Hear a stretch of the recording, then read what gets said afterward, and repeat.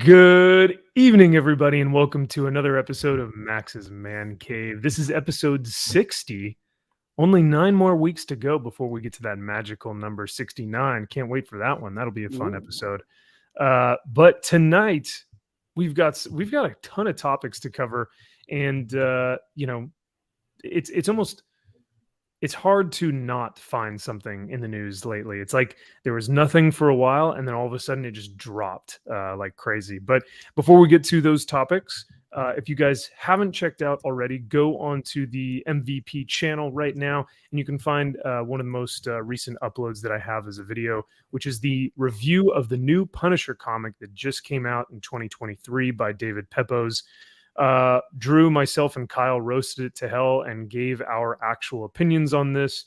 And we talk about Marvel, we talk about the future of Punisher, and we also give you guys recommendations for Punisher books to read instead of this one that you guys can probably find for better shape, better price, and way better story and art. I'll tell you that right now. So check out the new video that just dropped on the MVP channel. Also, I have to shout out our main man, Drew. Not only has he reached his goal on his crowdfunding campaign, Unholy Nightmare, but he has actually exceeded, yes, that is right, exceeded our expectations and is now sitting at a whopping $5,400 right now for his goal. So, Drew, I'm super excited for you, brother, and I know that you've talked about getting to over 9,000 and what that means for the series. But here, let me go ahead and drop this in the chat for those who haven't gotten a chance to back this. There you guys have that bad Larry. There you go. But not only that, but Drew, you sent me some preview pages. So can you kind of go over what we're looking at here with what Aurelio has done today? Yes. So what we have here, when we launched the campaign, we only had 5 pages done. I've completely done, lettered, ready to go. So with that being said, we had to finish the rest of the book. So since we are now funded, we're finishing the rest of the comic now. So naturally, Aurelio, when he starts, he pencils with thumbnails. He starts on thumbnails. And what we're seeing here are his thumbnails for the next 5 pages. So we now see pages 2 through 6. Excellent. That's page 2 right there. Yeah. Okay. So these are, you guys are almost like storyboarding this out, right? Absolutely. Yeah. So yeah, they're storyboarded out. He sends them to me. I cross-represent to the script. I see if it matches what I want, what I'm looking for. And a little behind the scenes, one of the pages in particular, there's a panel with someone with a syringe. And that one took the most effort to fix because Aurelio just wasn't getting the angle right. It was either like at too level, it was too low, and it took him like almost an hour just to work on one panel to get it right. So eventually, that's the page, that third panel. Yeah. He just didn't get it right, and I had to send him a photo reference of my dad like holding a syringe. We'd just gotten done eating family dinner. I'm like, hey. Do you mind just standing up real quick and like pretend you're holding a syringe? I'm going to stand up on top of the bench. I'm going to look down upon you. And so I just took a photo of him, how I wanted it to look. I sent it to Aurelio, and yep, there we go. That's nice. It's always funny. I love seeing the process of artists because I've actually seen some of them take photos of themselves in an action pose. You know what I mean? Like either doing the superhero stance where they're like running like towards the camera. They're doing like this number. I've seen a lot of artists do that as reference. And I think it's so smart to get the angle down, to be able to get the body language. And it really works. So, yeah. In case in point, Max, awesome. Nathan Zerdy, he did that on his first DC exclusive for, I think it was Deathstroke Inc. or whatever.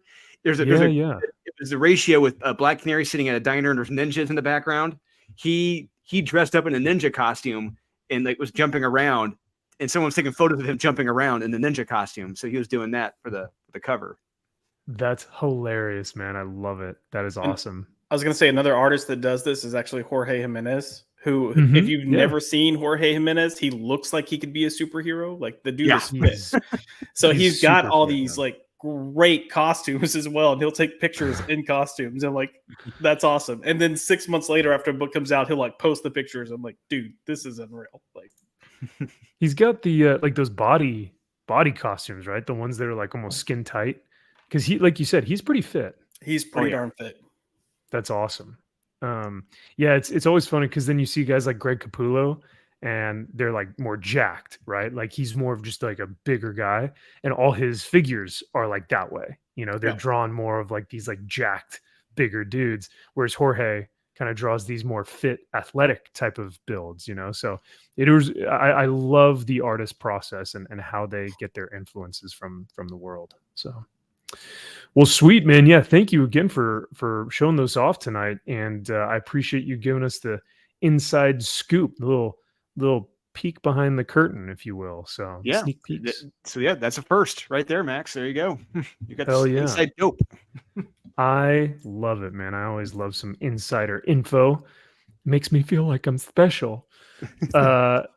Special. Speaking of special.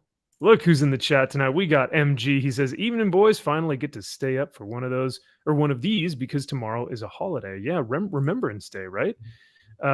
Yeah, Comic Pros drama on Twitter. Man, I cannot talk tonight. I might as well be a quitter. I might just give up. Josh, you got the show. You can. Oh no, not tonight. I don't. Yeah. Well, I will say there's a lot of stuff on Twitter that's a nightmare.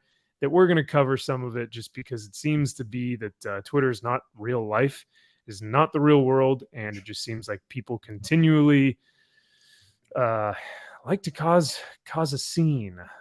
We also have Rudy. What's up, Rudy? Great to see you, brother. Mark McGrath, who is down with the MVP. You know me, brother.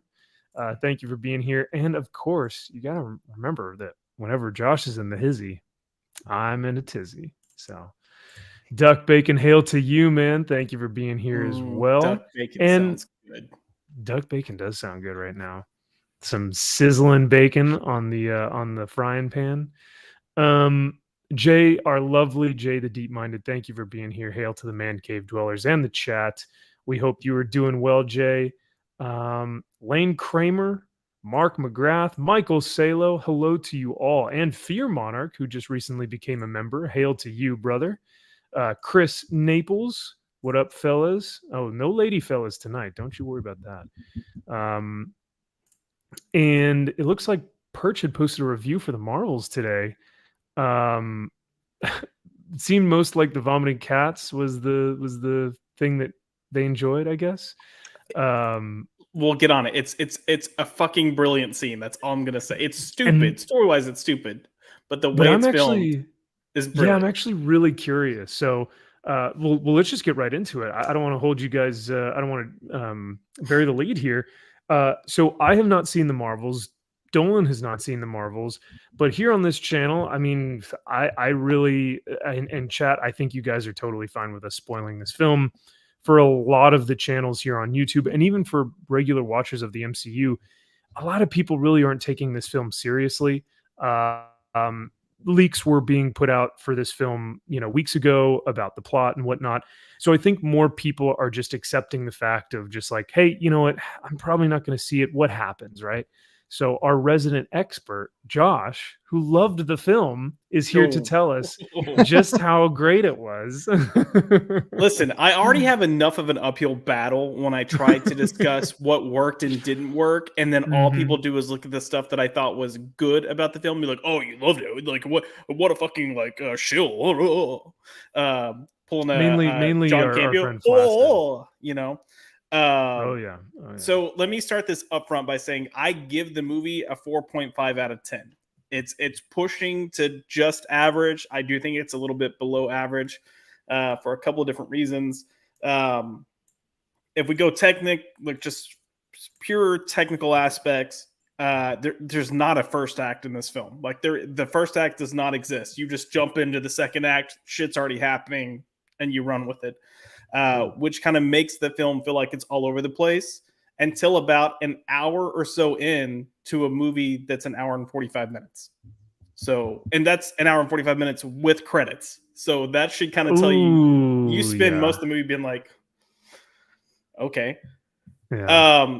But it's not awful in the respect that it made me mad. Like Thor: Love and Thunder made me mad.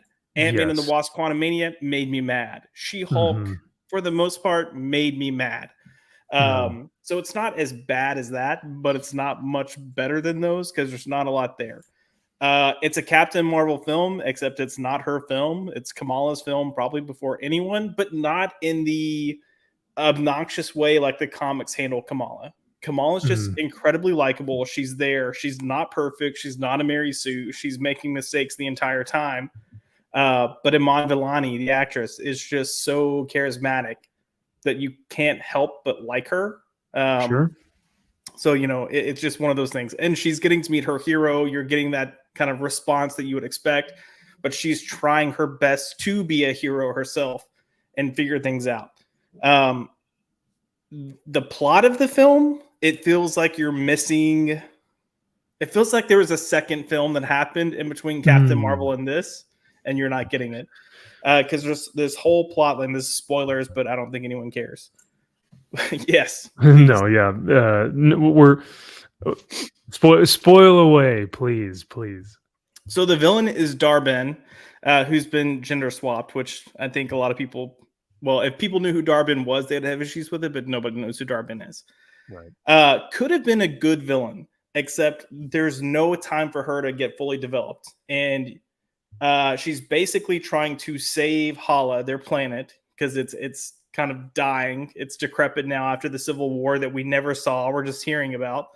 But basically, after the events of Captain Marvel 1, Carol goes back to Hala, destroys the Supreme Intelligence, kind of reveals what's been going on, reveals some truths about the Skrulls, gets stuff out there to the people so that people kind of turn on each other, create a civil war.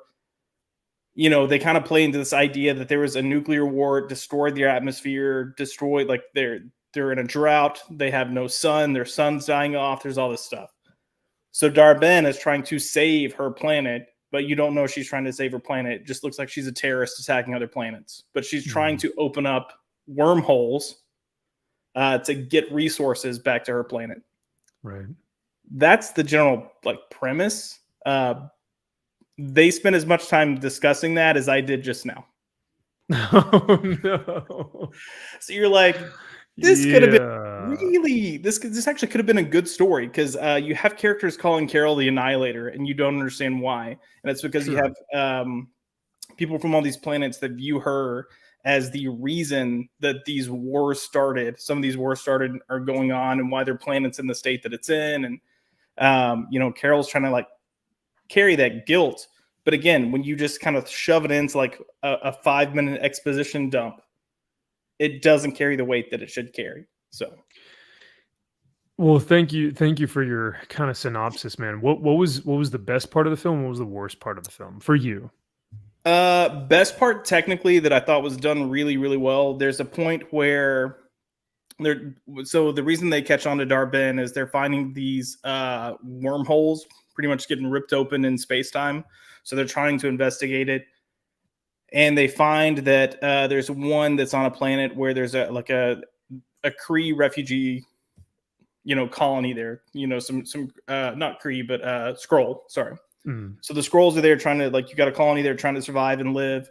They've already done some treaties with the Kree to be left alone. They're doing their own thing. Dar-Benn shows up. The Marvels show up, and they're trying to help save these people, because she's ripped a hole in their atmosphere. It's literally just sucking everything out of their planet. And they're not going to save everyone. Huh? Like Spaceballs with the vacuum cleaner? Yeah, I mean, yeah, pretty much. but more dramatic. Okay. And you've got Carol, you've got Monica, you've got Kamala. They're all trying to save people. They've also got this Freaky Friday thing going on, that if they're using their powers at the same time, they swap places, so that's causing hiccup. So Carol's like, don't use your powers, so she can try to save as many people as possible. But then you've got Kamala, who can make hard light kind of like shields, and she's trying to keep people from getting killed. So that's there. It becomes very evident that they're not going to Sorry. Yeah, Fair. I had to. Yeah. It becomes very evident that they're not going to be able to save everyone. And by everyone, it's like 70% of these people. So they've got people onto a ship, and Carol's like, we've got to go, get out of here. And Kamala, being younger, is like, we can't just let all these people die. So she is desperately trying to save people. And Carol just like goes soldier mode, is like, absolutely not, get on the ship right now. Like kind of yanks her, gets her on there. And they all just watch all these scrolls just completely get demolished, like crushed by mountains. And it was a really good scene. So I was like, that's what this movie should be. You don't get a lot of that though. Funniest scene is meow. Look, I have to preface this with, I'm not the biggest cat person. And if you saw us last week, we're talking shit about this to begin with. But there's a scene, and the lead up to this is stupid. It feels like someone came up with this, like, excuse me, I'm drinking a soda. I have one soda a week, so it's my soda Sunday. So Burbage is coming up. It's like someone came up with this scene like halfway or 3/4 of the way through filming and just kind of threw it in. But on the shield, the Saber space tower, Darben has come to pretty much steal the sun from Earth, and it's causing issues, and the space tower is gone, or the space Saber's gone down, and they're trying to figure out how to evacuate the Saber and get people back to Earth. But there's only one containment ship that's left to transport the people working on Saber. They're not all going to fit, so they're trying to figure out how to get people to fit. Well, they've got all these baby Flurkin that have hatched from their eggs. So it's all these little like tiny kitty cats. Yeah. And they're like, let the Flurkin eat the people, and we can get the Flurkin to Earth. Oh no. So you're literally, okay, that was my reaction as well.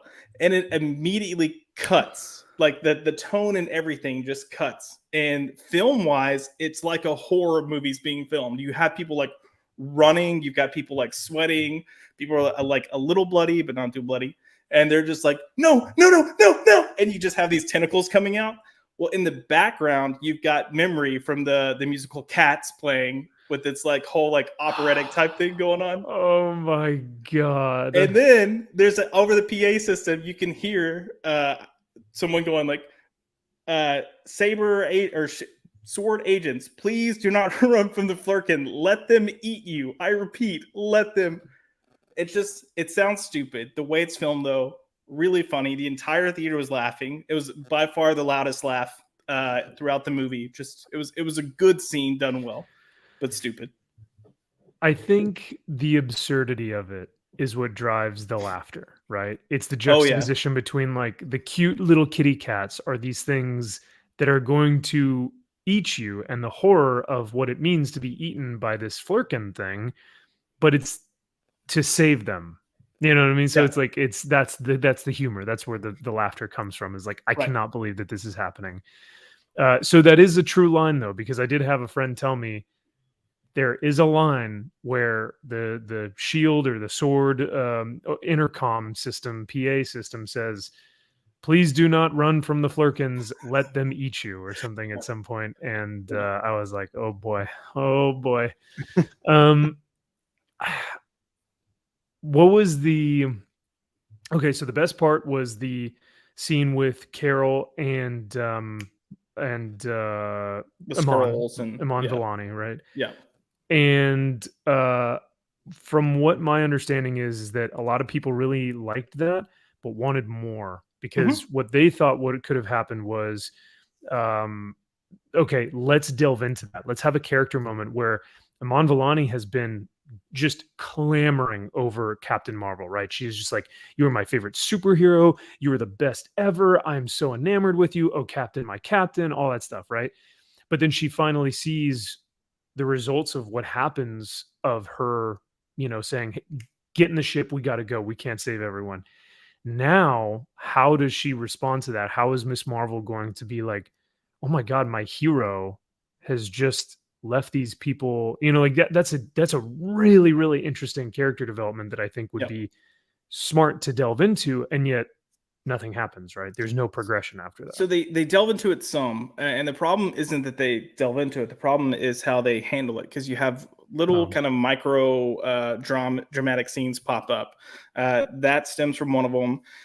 There's a little bit of a tension between Monica and Carol because of their history, and they haven't seen or spoken to each other. So for Monica, she was like, when I last saw you, you said you'd be right back, and you never came back. It's been 30 years, and you never came back. Sure. And for Monica, Carol kind of served as her aunt growing up. Like her and her mom were best friends. Carol was always around in her life. She called her Auntie Carol.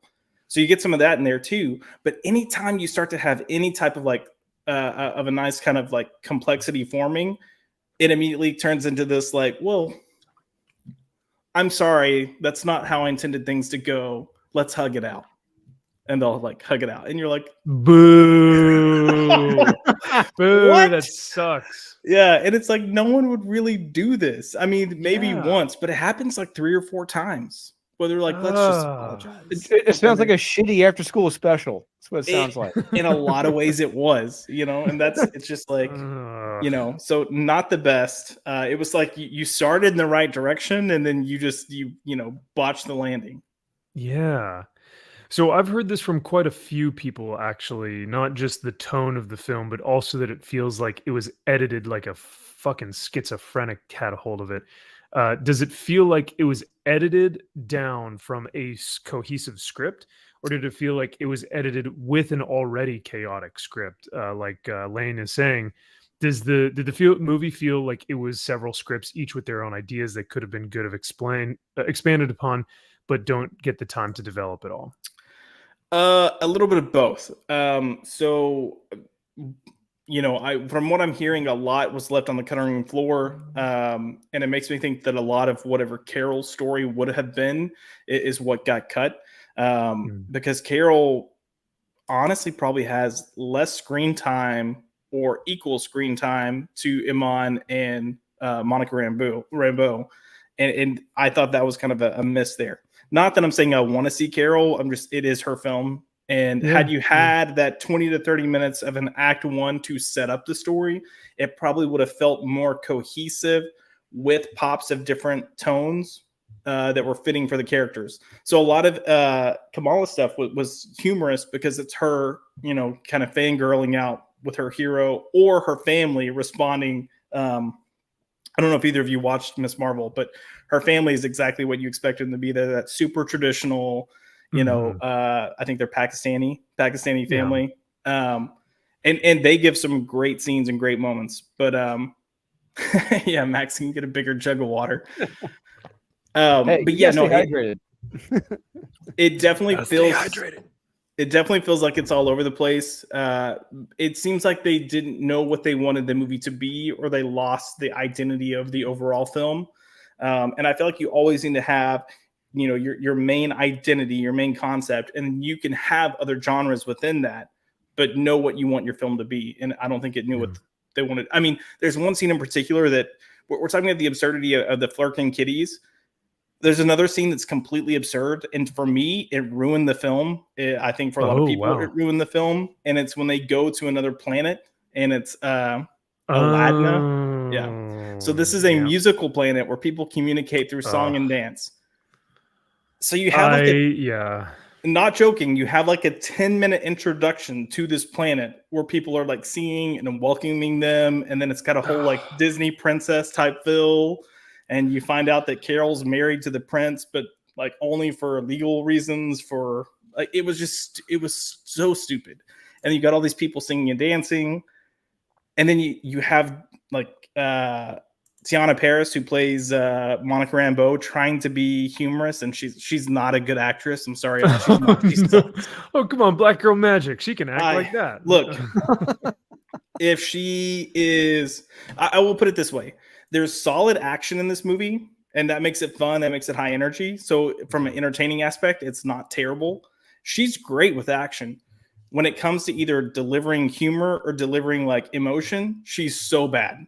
And I said I was concerned about this even back when WandaVision came out. And I said, I feel like they should have switched Tiana Paris and Lashana Lynch, because I think Lashana Lynch is by far a better actress. And if you're Sure, going to yeah. invest in one of the two, they should have invested in. I mean, I think they're even realizing this because they're blatantly trying to find reasons to bring Lashana Lynch back into stuff. We saw her Multiverse of Madness, which don't even get me started on. And she's in the end credit scene with this, where she's Binary, who nobody knows who Binary is. By the Everyone way, kept thinking it was a new Storm. Yeah. Everyone was like, "Oh, it's Storm," even- and it's like, yeah, no. Even so, even in that, I'm sure Lashana Lynch is a great actress, but even in that scene, I got nothing off of her in that scene. She was just kind of playing it. Huh? What? Who are you? Yeah, it's Huh? even in. I will even say, in I felt that way watching that when we saw the clip that was kind of like the pirated clip. Watching it on the screen, she's got more subtleties that you can see. Like she's got a little more face acting. That's not terrible. The scene itself is a weird scene. But compared to what she's done in other films, even what she did in Captain Marvel, she's got so much more charisma, and she delivers better than Tiana Paris does. Well, I think it's tough too because they probably want someone who's young for Monica Rambeau, and yeah, I guess I should say younger, because they're trying to gear this towards a more young female audience, like a kind of teen girl audience. I feel like, at least. Well, actually, we'll actually get into it because part of the reviews on Rotten Tomatoes is that there are some individuals who believe that this film was made more so for a teen normie female audience and not so much of like the classic MCU, Marvel fan, right? I would absolutely agree that it's made for a female audience. Okay, I would give the Captain Obvious response. It's like, oh, thank you very much. Yeah, no idea, huh? Yeah, and that's not like, it's not a bad thing. It's just that when you've catered to this type of audience, and then it's like, okay, well, this movie is now completely different. It's like, well, when it doesn't do as well, like, because even I think Perch was saying, like, some of his young girls were like, we don't want to watch this. It looks dumb, and then the only reason why they watched She-Hulk is because they laughed at She-Hulk twerking. They thought it was stupid, right? Yeah. They thought that it was just goofy.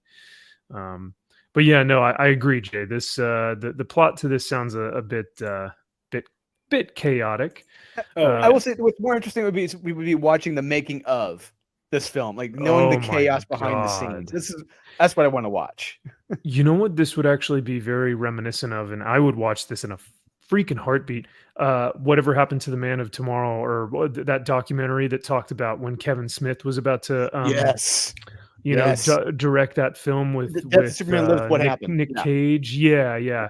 And it's like, dude, so many red flags. Superman's not going to have his cape. Superman's not going to fly. He's going to fight a giant spider. And you're like, good thing this didn't get made. But this Marvel's film was actually made. So, hey, Miss Sassy, great to see you. Thank you for being here this evening. But and we also have Jacob Ironside. Hail to you, my man. So yeah, no, it's I think this is such an interesting film because it came out at a point in time where it's like everyone has gotten apathy now, and it's not just towards superhero films. I think I've changed my tune on that more towards a more fatigue of Hollywood, right? And you guys were kind of talking to me about that in one of our previous streams a couple months ago. And I think we're really seeing the effects of that, is just this overall kind of Hollywood fatigue. And I loved what Eric July actually had to say about the superhero fatigue, is that it almost gives them an excuse, because then instead of saying, oh, I'm just tired of seeing superheroes. No, we would love to see superheroes, but we want to see them done well. And so if someone makes the excuse of, oh, it's just superhero fatigue, then Marvel and Disney can just write it off as like, hey, we were making great stuff, but people were tired of superhero genres. It's fine. But instead, no, that's not the case. We want to see superheroes. It's just we want to see them done well, like I said. So, which brings me to my next point. How do they pivot, right? Like, how does Disney pivot from this film? Because though it might be fun, though it might not be like character breaking, right? Like Thor: Love and Thunder or Ant-Man Quantumania, where people are just like, this fucking ruins Thor, or this ruins Ant-Man. Though it might not ruin Carol or Iman Vellani or any of these other characters. I think the best thing for Disney Marvel to do right now is to just get rid of the shared universe and do full out solo films, like we saw with the X-Men films, and we saw with the Hulk films, and we saw with that stuff. Because if it's its own contained thing, I think people would actually really enjoy it, and that way you don't have all this other baggage. Baggage, yeah. Yes, thank you. Yeah. That you have to carry with you from film to film to be like, oh, well, we got to remember this timeline, and we have to remember the Infinity Stones with this, and this thing had to happen to this character. Get rid of all that bullshit. Just focus on heroes. What do you guys think about that kind of concept? Go smaller. Well, yeah, Go smaller, in my opinion. Yeah. Because real quick, I mean, speaking of Death of Superman Lives, what happened, Max? If you remember in that documentary, they show at the near the end of that film, they show what happened to Warner Brothers. Warner Brothers had a string of like box office bomb after bomb after bomb after bomb. And they just said, you know what? We're not doing this. We're not risking it anymore. And I kind of feel like what happened to Warner Brothers is mirroring what's happening with Disney right now. Bomb after bomb after bomb after bomb.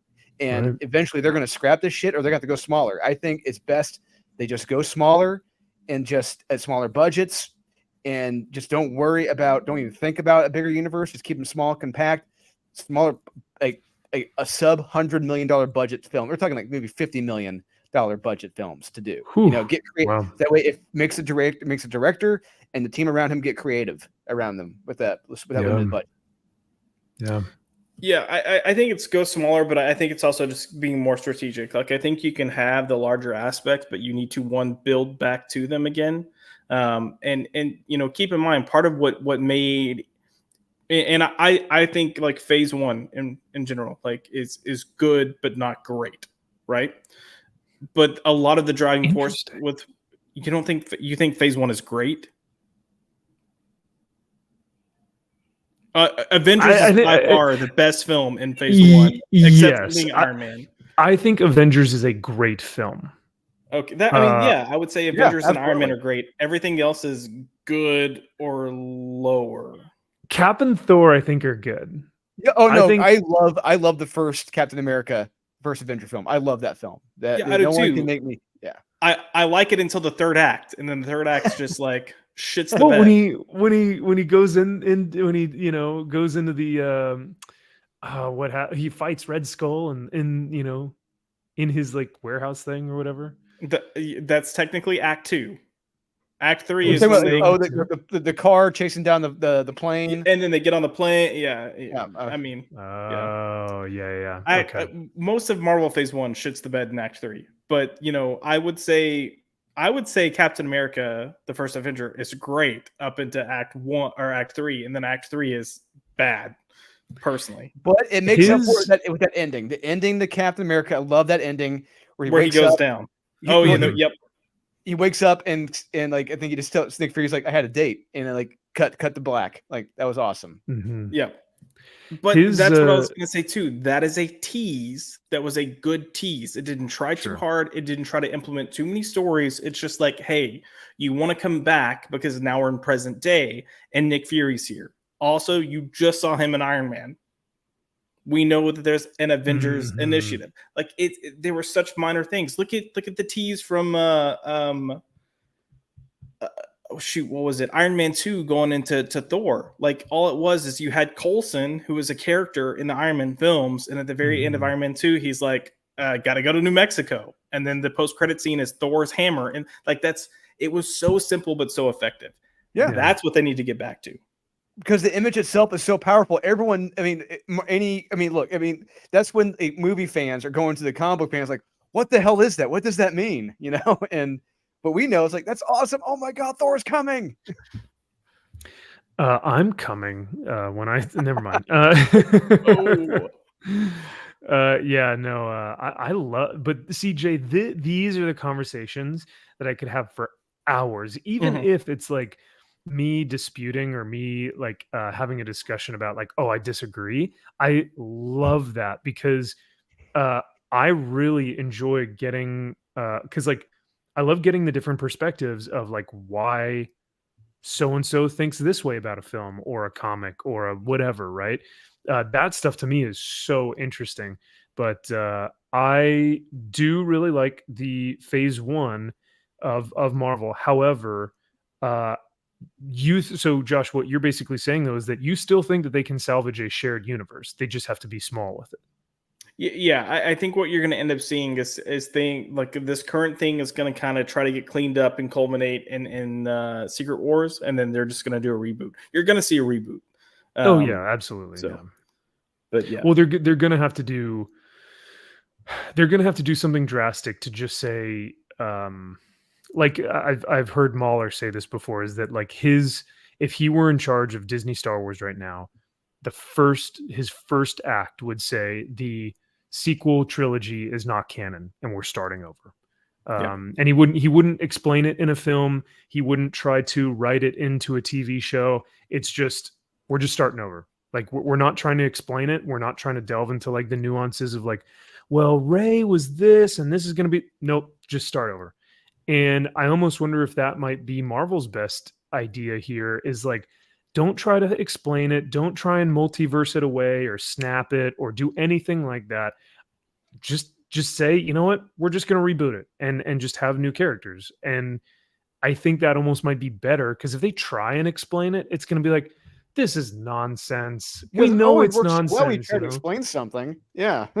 Yeah, they haven't been able to explain anything else. Like they still haven't really explained the snap and the effects of that.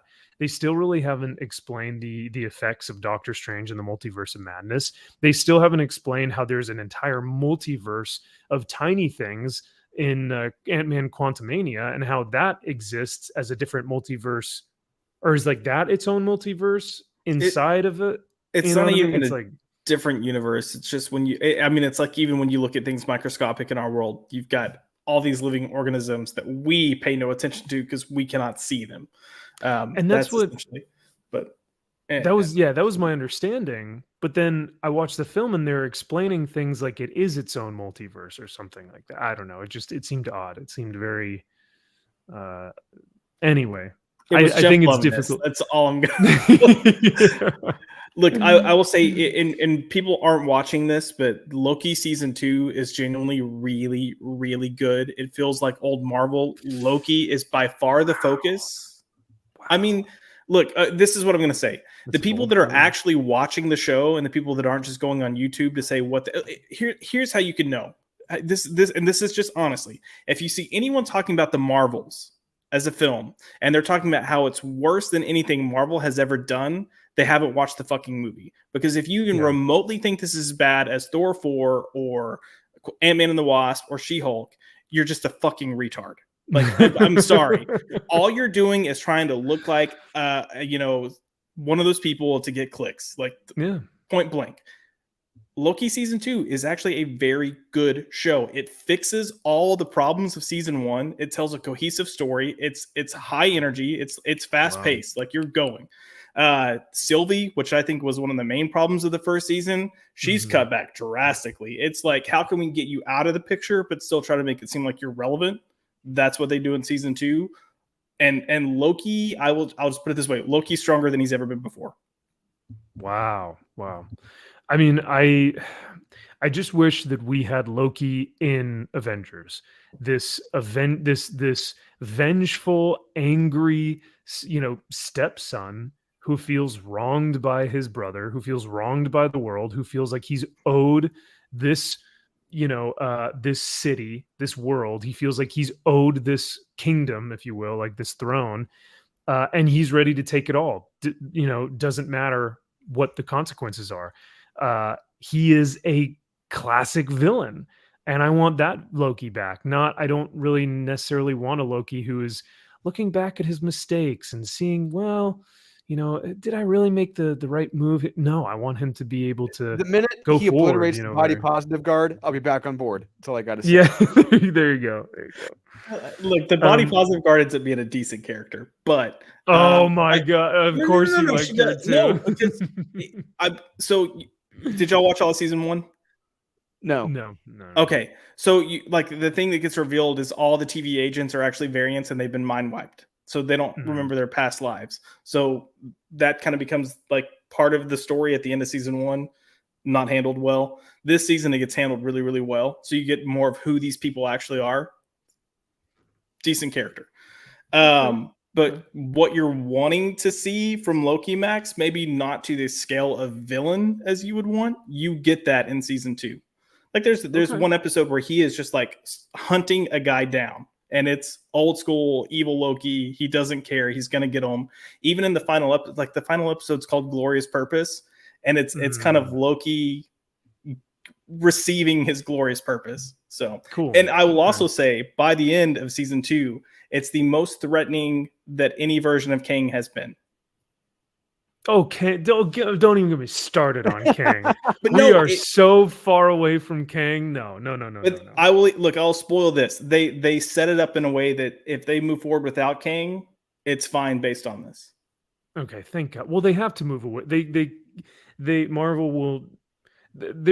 Kang is the least of their worries. However, if they do want to go forward with Kang, it's still not going to work. So yeah, that guy's going to be in court for a long time. I don't see him on a set for they keep pushing. Yeah, they keep pushing this stuff. Plus, it's like anyway. I won't go into it because he's not even a conversation piece. Let me ask you guys this: what do you believe is the worst film based off of objective film making?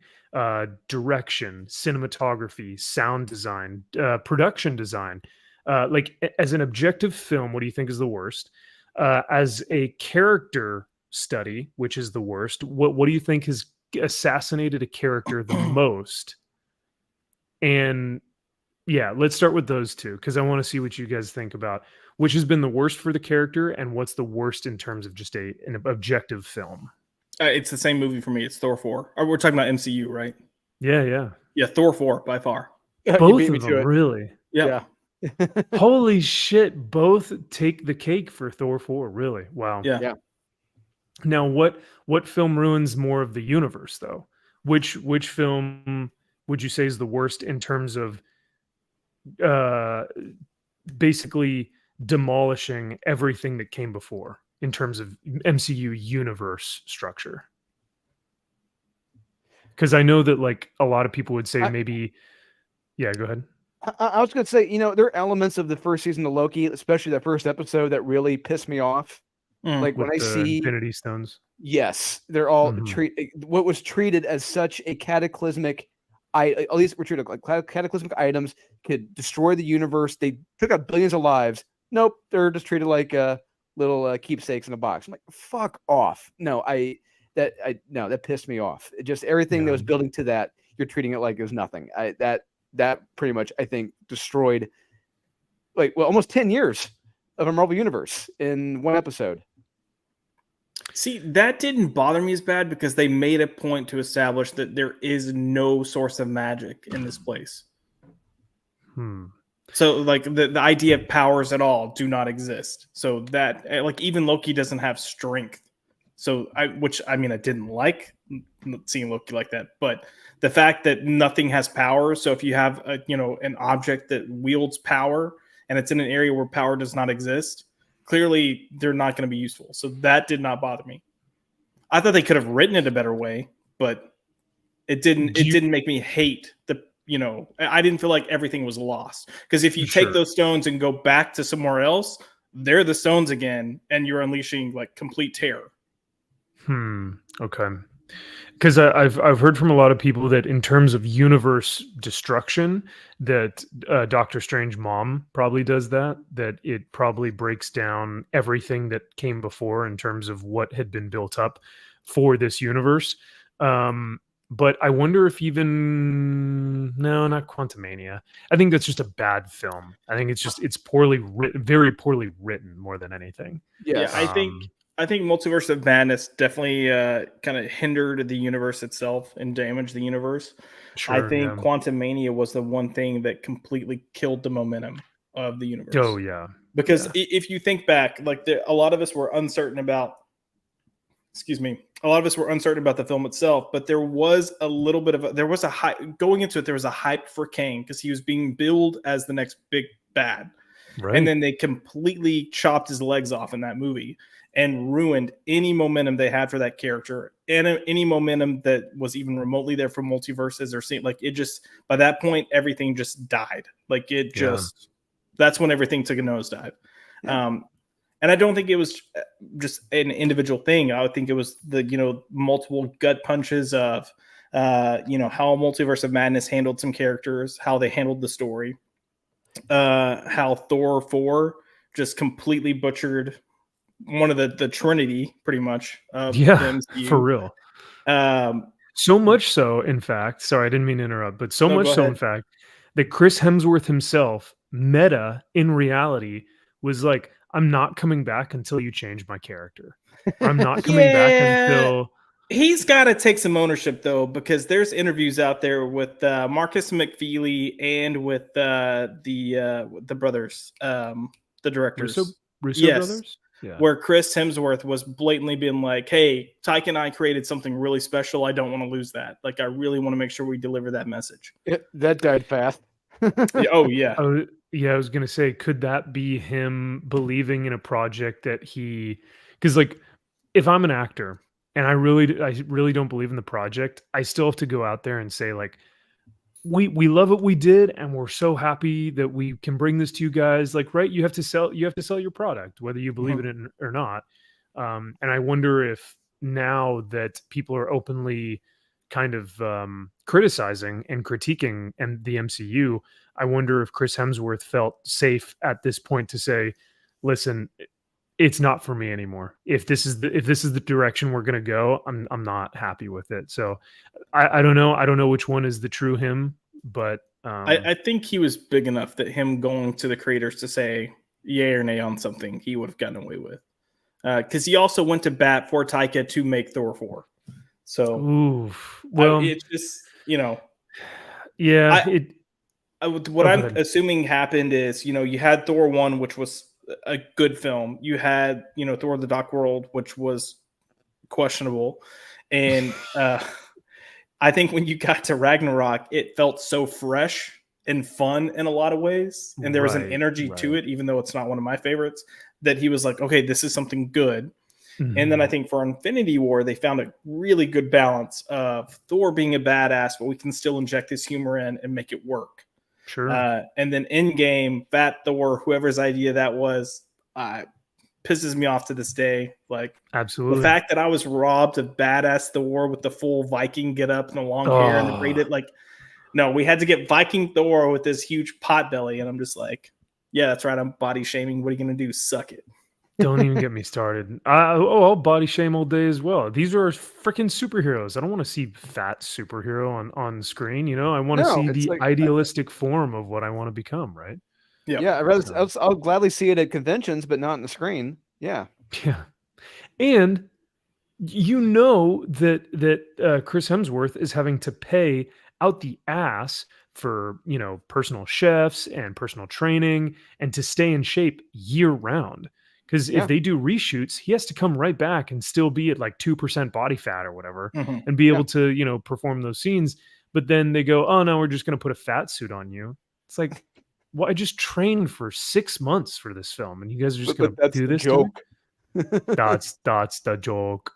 Yeah, they absolutely made him a joke in those films, and which is sad because, like you were saying, Josh, I think most people looking back at phase 1, 2, and 3 would probably say that Thor's films were the lesser of the other. Because, like, if you look at at Captain America's track record, fucking Cap 1, Winter Soldier, which is arguably the best film in the entire, fucking Civil War, like Cap's run of films is brilliant.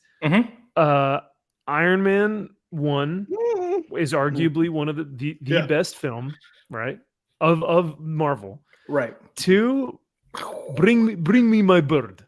It's still fun. I enjoy 2, but I do enjoy. I'll tell you what, I'll enjoy 2 way fucking more than I enjoy 3. I hate 3. I can't watch 3.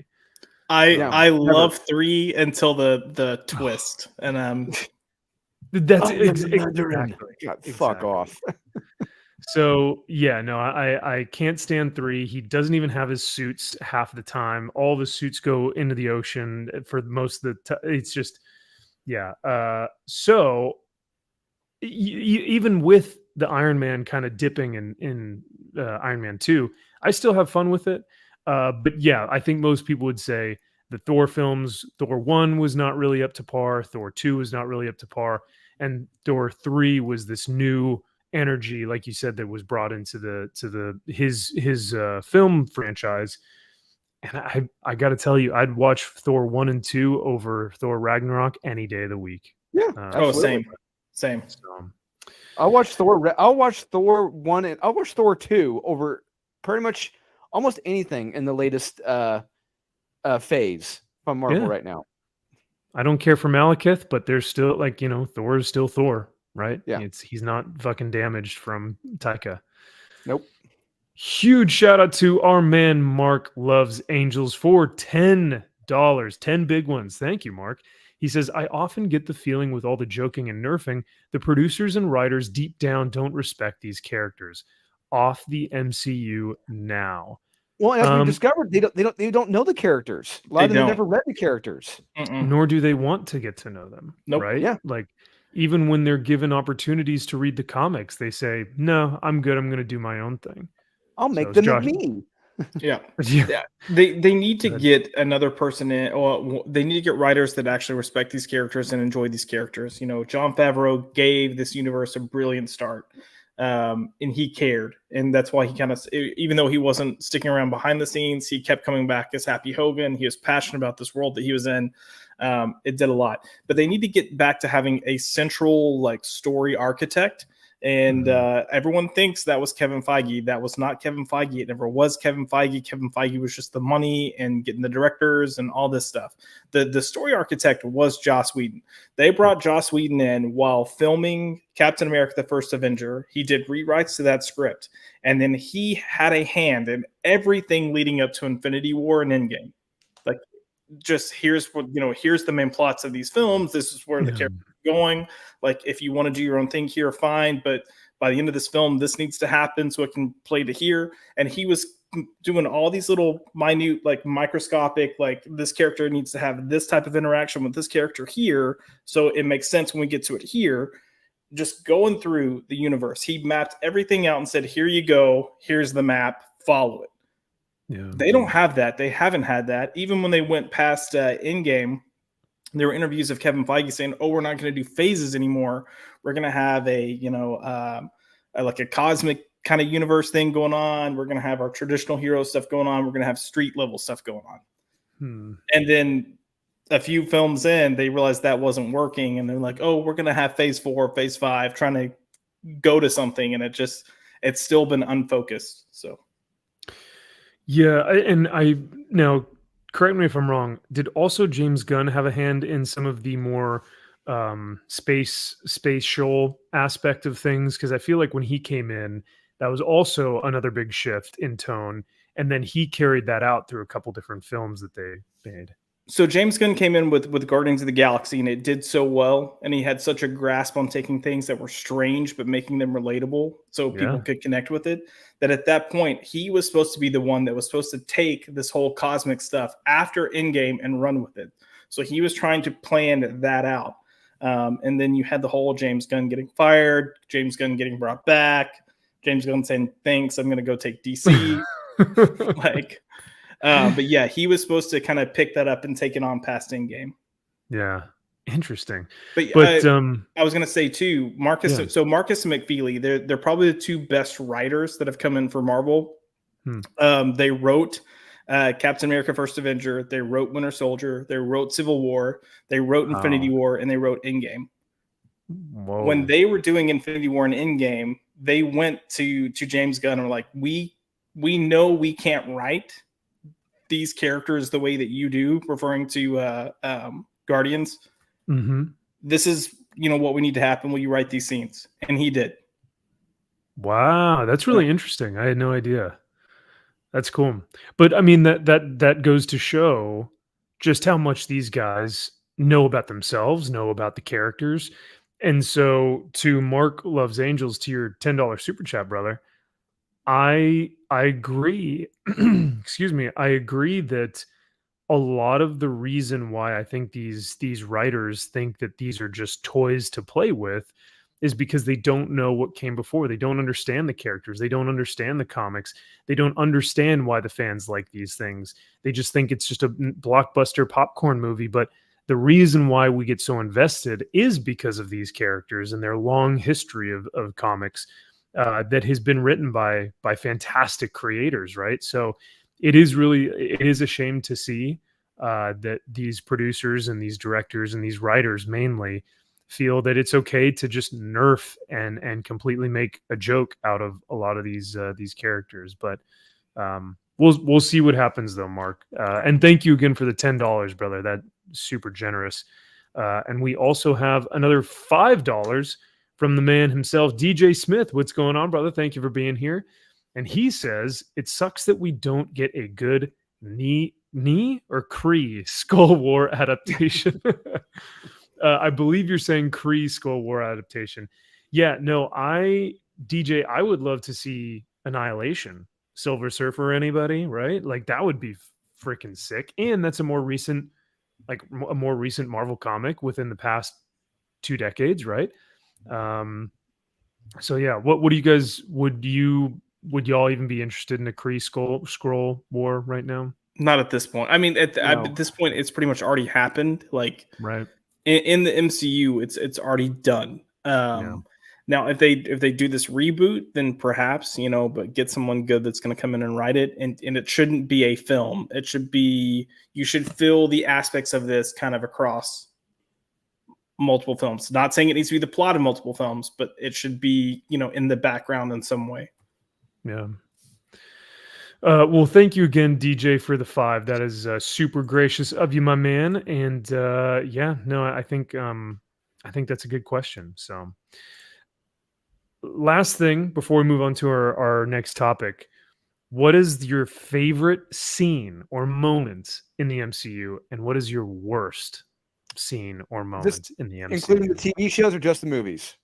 TV shows and movies. It's as long as it's in whatever Disney, Marvel, or just Marvel has created in the past MCU, decade that we've gotten. What's your favorite and what's your worst?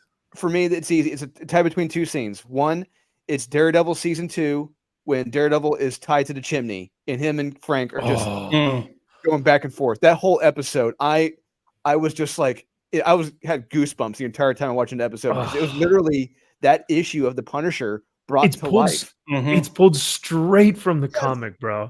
It's exactly I love that whole damn episode. Perfect. Mm-hmm. And the other moment for me, I know it's cheesy. I brought it up before. It's when Jon Favreau is talking to Tony Stark's daughter at the end, and he's like, "We want to have cheeseburgers," and it's like, God damn, that was good. That got me. But yeah, those 2 for me. Those are my 2 favorite moments.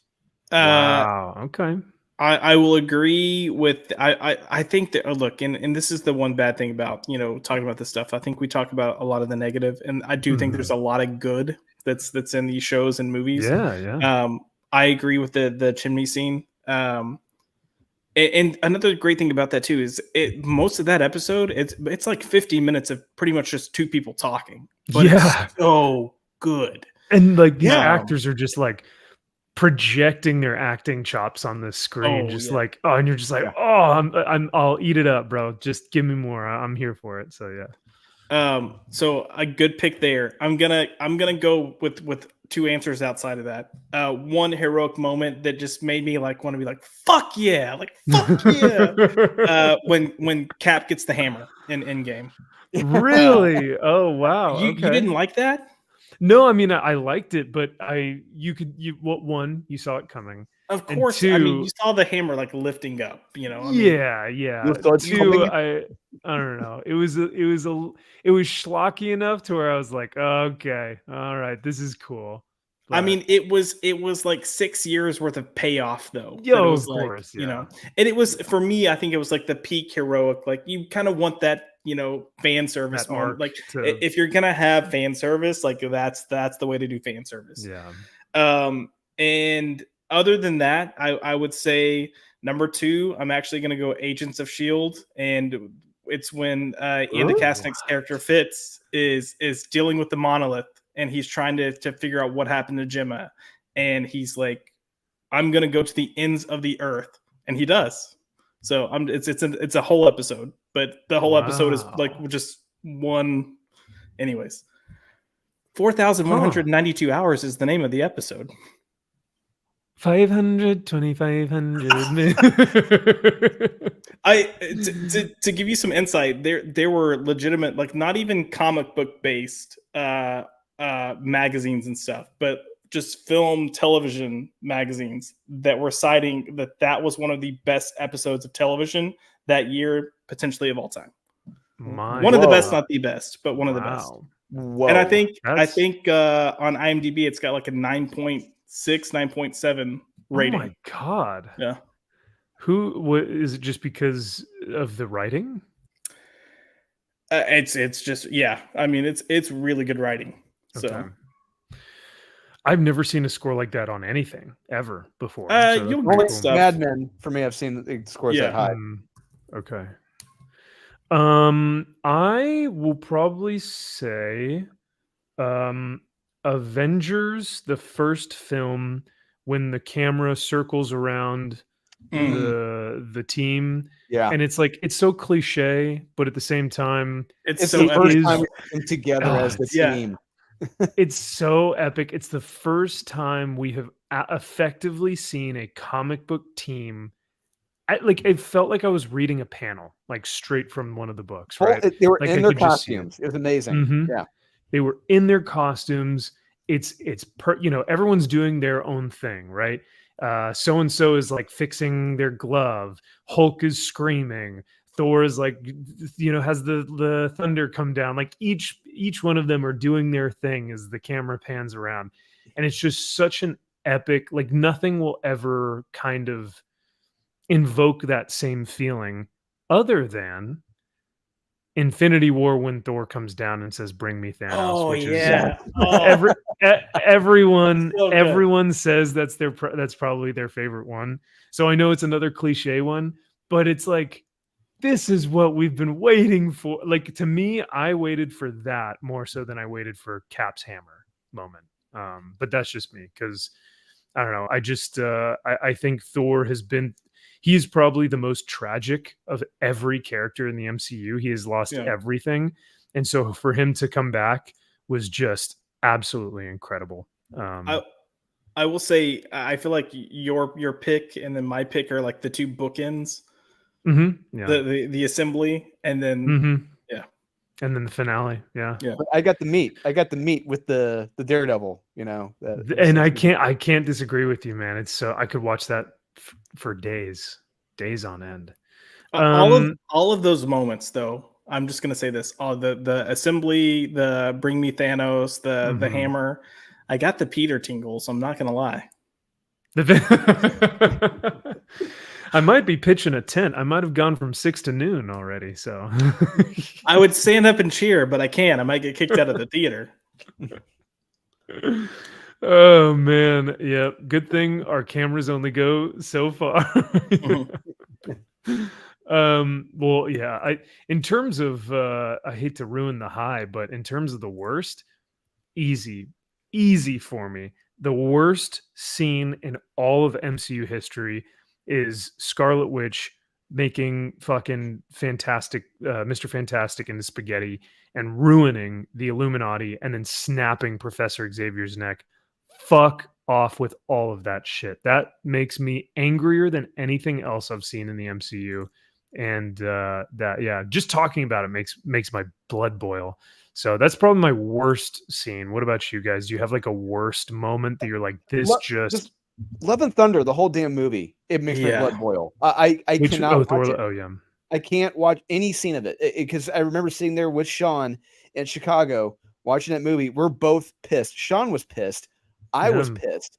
And I'm like shaking my head the whole time, like, what the fuck have they done to Marvel? I can't believe this right now. I can't. And I will never, ever watch that film again in my life. Yeah. I think you know what? Because I'm thinking about stuff now too.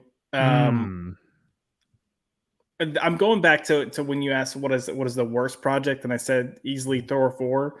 It's Mhm. got competition with Secret Invasion. I'm just gonna throw that out there. Yeah. As far as like properly being made, like Yeah. if we're going with purely technicality on film stuff, something being filmed, I would say Secret Invasion probably takes it, just because there's just basic like film school freshmen would know better than to That you doing some just shit that they did in don't do there. like the one, like they Yeah. break the 180 rule or something, and you're just I like, what? No. But yeah, I think for me, that film, that was the first that I felt like they just completely just decided they were just gonna like fuck these characters. And the Yeah. reason I say, and I know Multiverse of Madness came first, right? Did it come out Yeah. before? No, yeah, it came before Thor. Yeah. I am okay with Scarlet Witch being able to do the things she did. I'm not okay with how it happened. Sure. I mean, but we saw those things happen to like Scarlet Witch can do those things, and I wanted to see her do that to Thanos, right? Like one of my favorite moments of her is standing up to Thanos and her like almost kind of beating his ass, right? And she does take him for a little bit, but It's not even ugh. like a strength power thing. It's the fact that she can just completely alter reality. It's that for me. Yes. So if that scene had gone down and everyone had just spaghettied and she never said anything, and it was just like something that subconsciously happened because she was in a rage, I'd be like, holy fuck, what's going on? But they had to have the witty, like, the little you know, moments. And yeah, it's like, what mouth? Like that is what, oh, yeah. you're telling me that Black Bolt's mouth wouldn't rip open? Well, first of all, Black Bolt is the most disciplined, not mutant, but inhuman in history. He is the only one who has to discipline himself not to speak, not to even sneeze, because he knows how powerful he can With a whisper. blow away Yeah. Hulk onto another freaking planet, right? He is one of the most powerful Inhumans. So you're telling me the guy that is the most disciplined and like he's a king, and the thing that's gonna get him all spooked to go like, oh my god, is that she does some weird thing with his mouth. I do not see that. Oh yeah, no, Don't see it, I but- agree. That's what I'm saying. Like, it's not the fact that she was able to do what she did; it's how it was played out. That's Right, my issue right. with the scene. Yeah. But I still get more pissed at Thor 4 in general because it ruined way too many things. Like, yeah. Zeus, just Thor, Zeus, Valkyrie. What little bit of hope that there could have been for having a Jane Foster story. If you just focused on cancer, it could have actually been an okay story. It just shit. Like, all of it. Yeah, Zeus like lifts up his skirt and is like walking down. It's like, fuck me, dude. What's bad is he filmed like he did 2 takes. Scenes. Yeah. He did the first take of like intimidating, I'm just gonna walk down the stairs, and then the second take he's like, I'm gonna be a little fairy, and of course Taika's like, cut it, we're good, wrap it up, send it to the editors. Oh man. Well, for another $5, $4.99 from Rudy Teg. Thank you for the super chat, my man. He says, y'all should start a man's only. I would subscribe. Y'all are A+ entertainment. Man's only, eh? Well, Josh has his only Josh on Saturday nights every now and then. So if you do want something similar, Rudy, that's probably your best bet. So man's only, that'd be fun. Or like Max's Man Cave After Dark. But thank you again for the $5, man. Hey, if you guys send in super chats, maybe we will start a man's only, or after hours. Before we leave the MCU, remember back in the day when the Eternals was by far the worst thing that we had in the MCU, and that was the one thing we had to be like, God, this is just bottom of the barrel. I'm so glad it's only up from here. Oh no. Well, what's funny is that, like you're talking about much earlier in the stream, there tend to be channels that will say this is the worst thing ever, right? Until the next worst thing ever comes out. And so then that's the worst thing ever. And then that's the worst thing ever Yeah. until it becomes Crying Wolf. And then it's like, okay, well, what is actually the worst, most damaging film in your opinion?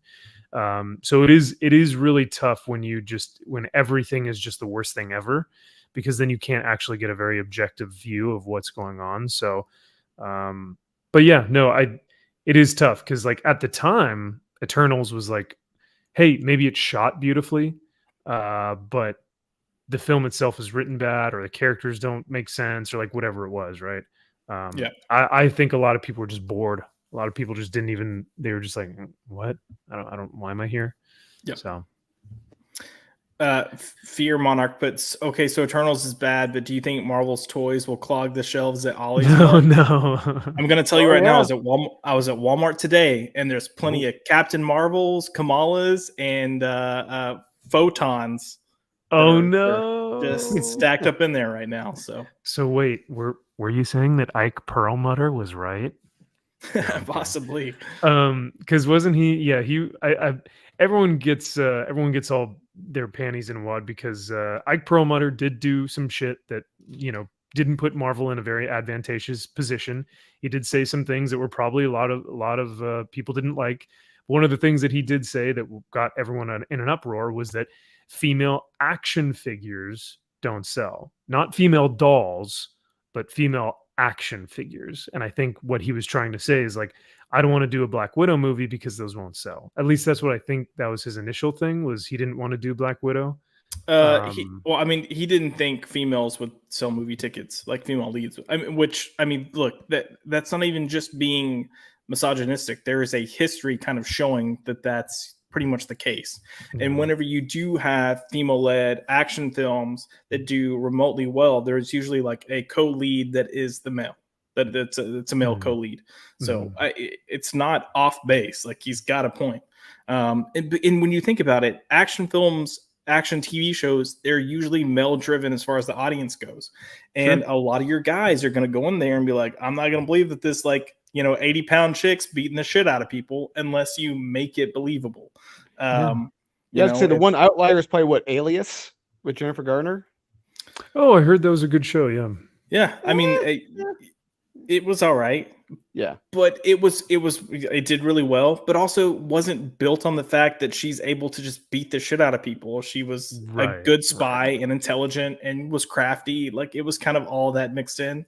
And she could hold her own, absolutely. Yeah, yeah. And she's kind of a femme fatale. She's this beautiful, gorgeous, very athletic-looking woman who is still able to be very competent and have her own strengths. I think the perfect example of this in the MCU is Black Widow. Black Widow was perfect in Winter Soldier. I mean, she was good in Avengers, perfect in Winter Soldier, really good in Civil War. Iron Man 2, anyone? She looked the best in Iron Man 2. Oh yeah. And then Tony Stark goes, terrible. He goes, I want one. Oh yeah. But yeah, sorry, go ahead. You get her film, and then it's like, yeah, a little too late. Too late. Yeah, they pulled the uterus out. It's very bloody. It's very messy. Oh God, yeah. And that's hilarious. Red Guardian is like, okay, I get it. Stop. Just shut up. Yeah, it's just like, ha. Get it, guys? It's funny. Like, okay. But no, I think that I think Ike had some things that he was probably as a businessman, he's probably just super matter of fact and was like, listen, here's the statistics, right? And plus, hey, look at the Marvels. All female led film, female directed film, female written film. Well, I don't know if it's written by female. I think it had like 6 writers.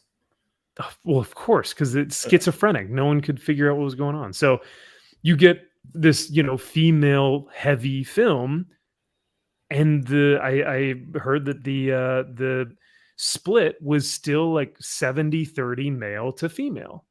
So even when you get these female-led films and when you get these big, female blockbusters, the female audience doesn't show up. Same thing with women's basketball. Like Bill Burr even has a bit on it on one of his stand-up comedy tours. He talks about like all these women are talking about like how important they want the pay gap and how important it is to do this in athletics and how important it is that female soccer and female basketball and all this stuff, but then they don't even show up to the games. They don't support it. So how are we supposed to take it seriously? So yeah, a little fun fact about that, Max. So we're gonna get a little off basis. We're gonna talk about the sports ball real quick. Sports ball. Oh no, all the nerds are gonna leave. Yep, all the chat's gonna go. No kidding. So I think these were tax reports that came out from LSU, Louisiana State University, from I think 3 or 4 years ago. They showed the numbers for the athletic programs coming in, just how much money the programs all brought in. And every other program that wasn't football was in the red. Every other one were like in debt, big time. This is LSU? Where was this? This is LSU. And you look at football, holy shit, they were in the green, making hundreds of millions of dollars. Yes, this 1 year. And it's like, okay, yeah. So you want to make more money, you want all the money to go to this and that. It's like, but you guys are in the red every damn year, especially this year. It's interesting. Wow, that really is. Thank you for sharing that, man. Because I'm gonna see if I can find I'm gonna see if I can find the numbers. So I can send it to you so you can see. Yeah. Because LSU is no small college when it comes to sports balls. So, go ahead. I was gonna say there's only 3 credited writers for the Marvels, so I was wrong. Apologies, but the I guess the lead credited writer is Nia DaCosta, who's also the director. So that's probably a problem right there. She came in and rewrote a script. But red flag numero uno. Yeah, the other 2 writers, one of them was one of the writers for Loki season 1, already not promising. And then the other was a staff writer, so not even a main writer, but a staff writer for WandaVision, which means they probably didn't do much for the show. Interesting. Yeah. So basically, the two people heading this film were the director and a Loki season 1 writer. Oof. Yeah, that's no bueno. Now, Drew, I don't know if you saw this. Did you say you were getting numbers for the LSU thing? Yeah, I'm looking it up. Okay. Oh, hey, it's Alan. It's it's our friend Alan Ng. It's X-Ray Girl's dad. Yeah. So, Alan is a good friend of the show. Well, he's a good friend of our sphere of the internet, right? Alan is kind of this. If you want to meet one of the nicest people in the world, you meet Alan Ng.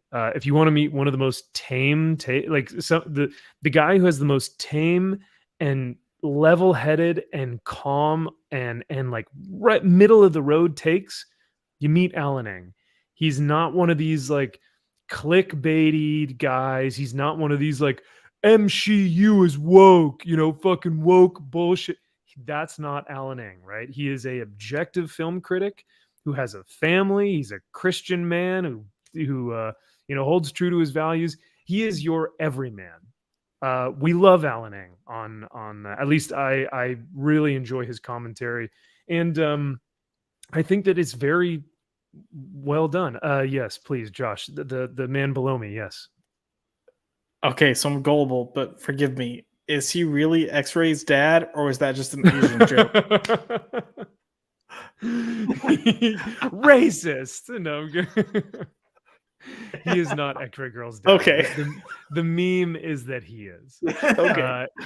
Carry on. Yeah. It is very funny because he will send her videos and go, X-Ray Girl, this is your father. Don't go out at night, or like whatever. He's so funny. He does some great nice little videos for her. So Alan is part of Film Threat, which Chris Gore, who works directly, Chris Gore, who is the owner of Film Threat, Chris Gore of also note on Attack of the Show back in the early 2000s. Chris Gore is another great guy who we really, really love and have spent multiple days with. I've spent multiple opportunities hanging out with him, whether it's in Vegas or LA or Dallas. Both of these guys are fantastic dudes who really know how to critique film. But Alan put his 2 cents out there on Rotten Tomatoes, and I think it's a very fair take. He says, a superhero movie clearly made and produced by people who have never read a Marvel comic, but read Archie instead. Now, this is him talking about the Marvels. He says, lastly, it feels like it was made for teen girls and not for actual comic book fans. Now, anyone who just kind of reads that and knows Alan kind of knows what he means. He's basically saying, listen, this film isn't going to be for like your hardcore, diehard 50-year-old comic book collector who's been reading, Marvels for decades, right? This is more made for like younger teenage girls. And there's nothing wrong with that. But Fabian Nicieza, which is like he's a fantastic writer and one of my favorite writers, back in the early 90s of Marvel, says that Alan is the problem. The tweet is, for those who don't understand what I mean, the problem in this case is Alan. And yet, like I said, Alan's probably got a very mild-mannered take. So one of the things that he then goes on to say in one of these comments down here is, let's see. He just, did he just say, I have no clue who he is? Did he just say that? Mm-hmm. Yeah, he was basically saying like, I have no clue who he is and I really don't care. The screenshot came up from his feed from like a Rotten Tomatoes thing. But he doesn't say, I don't mind the individual, I just hate this view. And so later he talks about, let's see, his issue has nothing to do with whether he liked it or not. His issue is, well, his quote is, my issue with why it feels like, oh no, gosh dang it, feels like it was made for teen girls and not for actual comic book fans. The insecurity, exclusionism, appropriation, and incredibly inaccurate presumptions of fandom bug the shit out of me. And this is where I was like, what the what is that? Yeah, sorry, Josh, go ahead. No, it's not an off base. I mean, his comment is off base, but Alan's assessment is not off base. It's very much on point. It's very much how it feels. And, especially for someone who writes comics, Fabian should understand that if you're going to make a film that's based on a certain a genre or medium, that it should reflect that genre or reflect that medium. The Marvels in many ways does not. And look, I spent a good chunk trying to defend certain aspects of that movie. Mm-hmm. There are good aspects. There are some comic booky fun aspects, but overall, it does not feel like a comic book film. It feels like a CW kind of teen angsty, not even angsty, just teen kind of like random story. Like he's spot on. And it's almost like Fabian's taking it personally. And I do not understand that. I think one of his big issues is that he sees this because in another tweet, he says that he sees this a lot. And a lot of the guys who have this take are basically just women haters. They just don't like women to be in comics or whatever. Yeah. So in this tweet, he says, you don't know that as fact. And even if it were true, it would actually be fearless for them to do that. The only ones I see being openly fearful are those afraid of girls. Right. So he's trying to say like, oh, this guy just clearly hates women. And that's not at all what Alan is saying. He's saying that obviously he believes that this film was made for a different audience, which happens to be teenage girls, which is how Marvel kind of marketed this film. Like you said, Josh, you actually watched it. And even you can say it feels more like a teen CW or a teen sitcom. It's like a Disney Channel show. Also, he's complaining about a tagline for a review. What Alan has posted is the tagline that gets posted to Rotten Tomatoes, so people will hopefully go read his review. Full review, right? Yeah. And I'm just throwing it out there. Depending on what audience you're coming from, you're going to decide what you want to read or who you want to look into for film reviews based on that. If you are a film nerd and you study film and do whatever, you may not go film thread. You might go something that's more quote unquote highbrow. Right. That's not a diss to Chris Gore or anyone. I'm just, those people have their certain audiences that they kind of align with. Sure. But Chris Gore has a nerd background. He's got a background of loving comics and all these different kind of nerdy things. So they are more accepting of comic book films for what they are, as opposed to, the people over here that are the film snobs. So people that have a comic book foundation are probably going to go read those reviews at Film Threat because they know what they're looking for, and the people writing those reviews understand what they're looking for. They still make up a good chunk of the audience. You know, you've got your just general audience that we're seeing Marvel because it was reliable, and then that's fallen off. And then even when those people started falling off, you know, your comic book audience was still kind of going like, we're holding out hope. It's been like, we've had 2 strikes, but we're going to knock this one out of the park. And it didn't happen. Right. We're like, it's okay. The next batter's up. He can have 3 strikes as well, but he'll hit it before that, you know? It's tough because you're right. Film Threat is much more of a film critique site for nerds. Like the guys who come to Film Threat are guys who love Star Wars and Marvel and Star Trek and like, you know, these franchises. They know that they can get an accurate review because these guys have read all those things. They've watched all these things. So this is what frustrates me, and this is what bugs, you know. Well, Fabian says that the review bugs him. Well, this comment bugs me pretty badly because the fact that he would say that this comes from insecurity, exclusionism, what does he mean by appropriation? That comic books that this film has like appropriated a different genre, or that comic books have appropriated, or that fans are appropriating. Like it plays. I don't know if he knows what he's saying here. And incredibly inaccurate presumptions of fandom. It's not like Alan is saying, oh, no girls allowed, no girls can read comic books. Alan is just saying, oh, this film is for this crowd. Do they happen to read comic books? Probably not, because let's be real, most normies don't even read comic books, and that's fine. But once again, that's his take. He's just saying this was made for a different audience.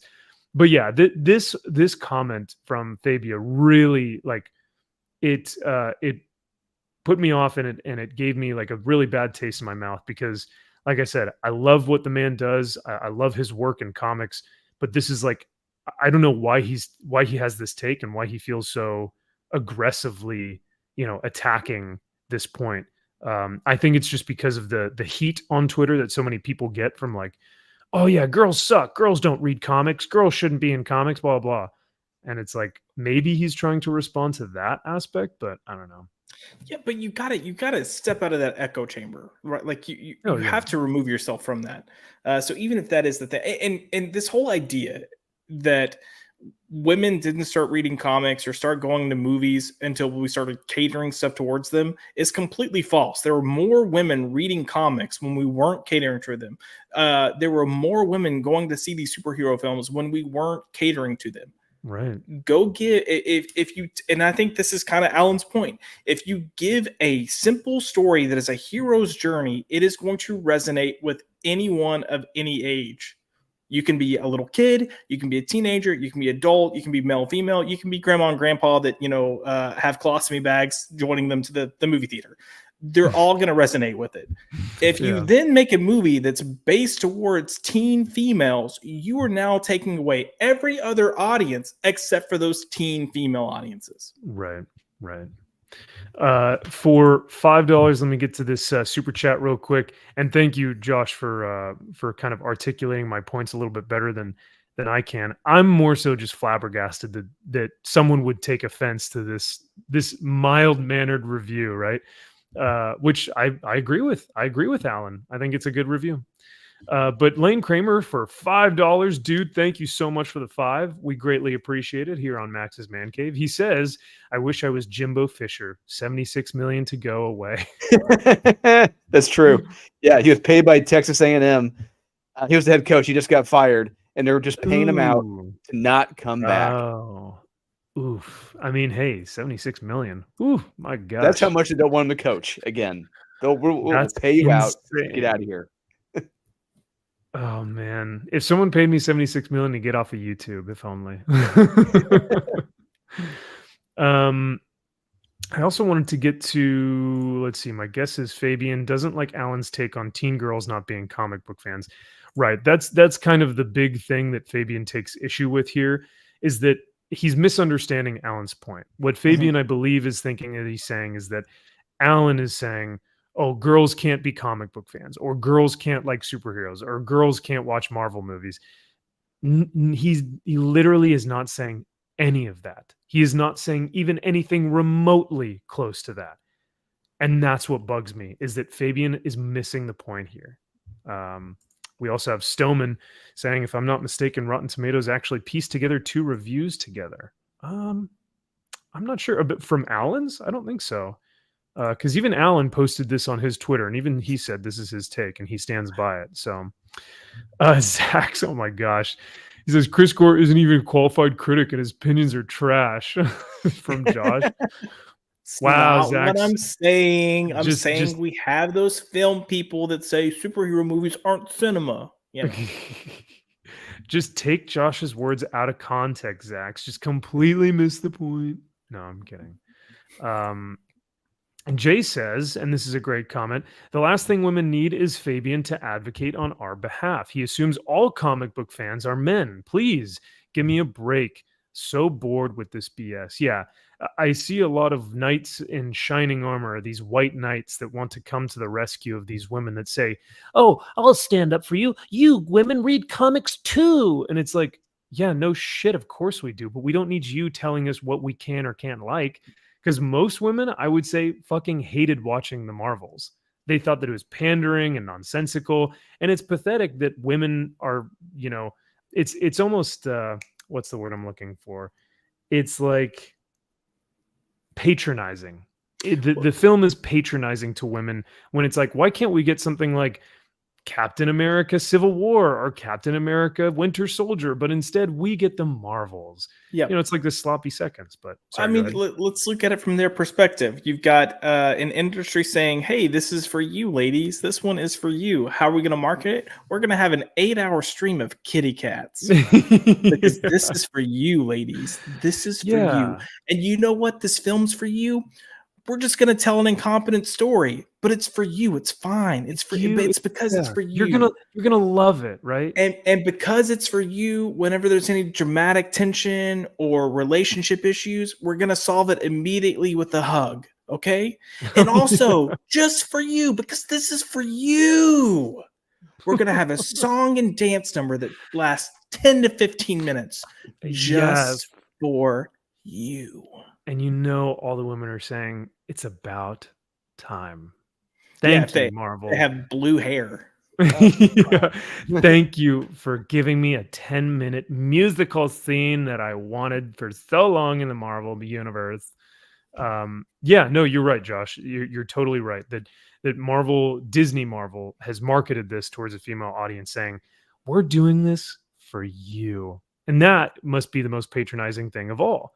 But you get guys, like I said, on Twitter over here who, and this is interesting because Zaxx thinks that he's not only just missing the point, but that he's even more, that it's not just stupid, you know, it's that he's making a bad faith argument. I don't know. What do you guys think? Do you think that he's just missing the point that Alan is saying, or do you think he's taking this as something more sinister than it probably is? He's missing the point completely. Yeah, he's really missing it.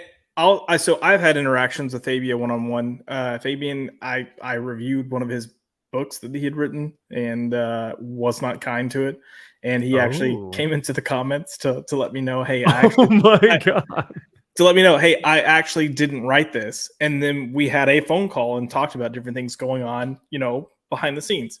Wow. So he seemed like a very well-balanced guy, and I respected the hell out of him for coming in to say, hey, just FYI, this line that you're butchering me about, these pages, I didn't write those. That got changed after the fact.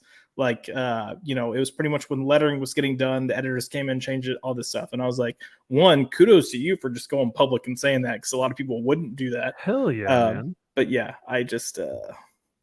I don't know. This is he stepped in it, and he just has to own that he stepped in it. But I don't think I'm worried he won't. I'm worried he'll just double down.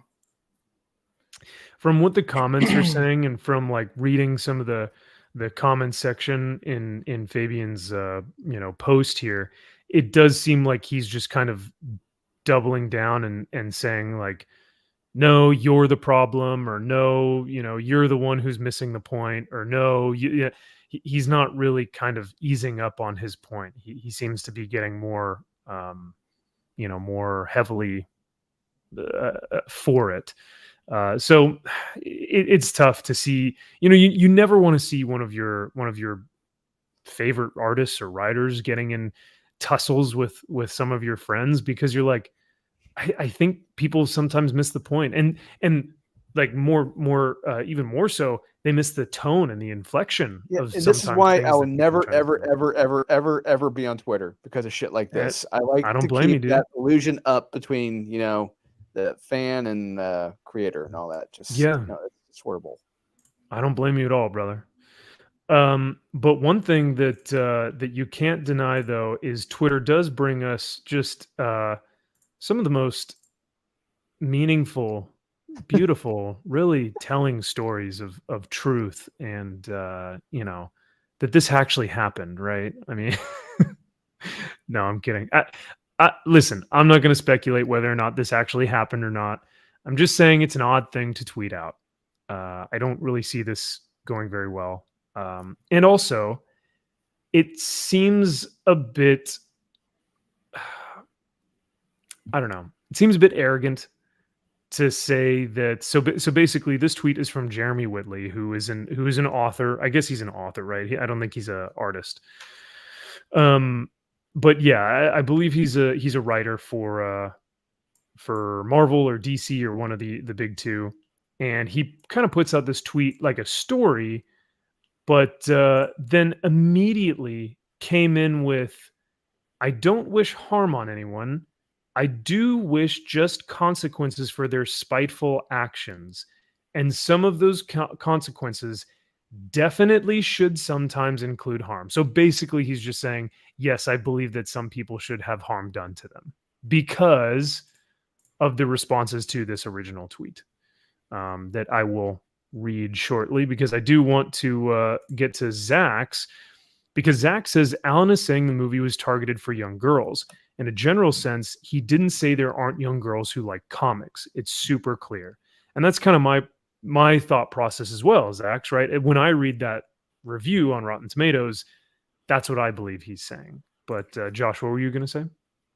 Oh, I was just, my mind was a million things going into these posts. But the one grace I will give Fabian is there's this whole like, true fans commentary going on in comics. True, and I think there are a lot of people that are not fans that are vocal about what comics should or shouldn't do. And I think he's kind of gotten caught up in that and just needs to just step away and go write his books. Jeremy Whitley. Yeah. Please, give us your thoughts on this. I'm confused. Did he at some point come out and say he's gay, or he's married with a kid? How is he gay? I don't understand. Well, that's what I'm trying. So, editor, I'm not part of the LGBT community, and I know you're not. Me, meaningfully silent. Editor, wait, are you? I just know you're married. Me, both things can be true. Editor, me, it's fine. I know you. Just maybe don't do that anymore. 1, I would love to know if the editor's gay. 2, it almost sounds like he potentially said at some point, "I'm gay" or "I'm bi" to try to get that clout when that wave was kind of like going up. Oh, yep. And 2 or 3, I can't count. I'm from Jacksonville, Texas. 3, we're out here in the sticks. We don't need to count. We just shoot stuff. And number 27 on my list. So apparently, according to Wikipedia, this is absolute truth on Wikipedia. He says he is asexual. So he's asexual, but then he came out as demi-bisexual.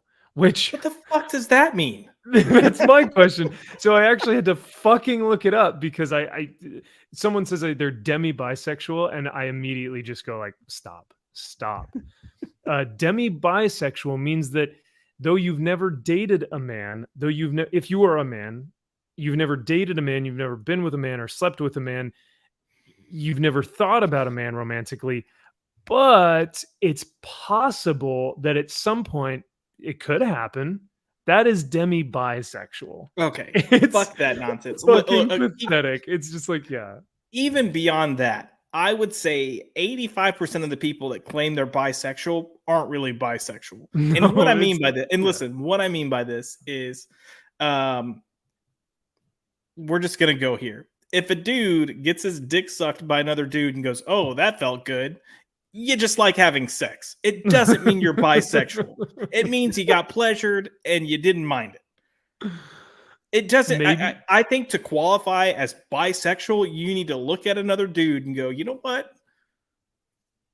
I could have a life with that person. You know, I could build a life with a dude. I'm okay with that. But I still like women too. I'm for sure could have a life with a. But I think I could have a life with a dude. Not like, you know, hey, I'll get my jollies off from a guy. Whatever. I don't care. Like. Hey, maybe he had long hair. Maybe he was a feminine man. Maybe he looked like a girl. But sorry, I took that in a direction, but no, but you're right. Like if a man looks at another man and is like, I could probably start a life with you. You know, that's a totally different thing from like, maybe you could suck my dick. I don't know. I like this. Mike has bad knees says demi-bi means that I can claim to be part of the rainbow group without having to suck a dick.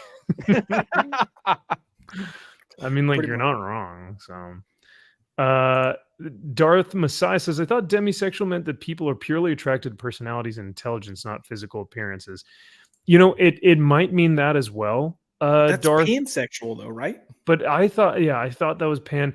But the thing is, because these terms continually change at such a rapid rate, you can't keep up with them. Like, they may change overnight, and so. Yeah, fear. $20 is $20. So I mean, look, what's up, psychotic? I know some people. That's all I'm gonna say. Ever shifting goalpost. That's what it is. Yeah, Rocky Top, baby, love it. So yeah, all that being said, this tweet got so much traction because it's absurd, right? It's like, one, did this really actually happen? Probably not.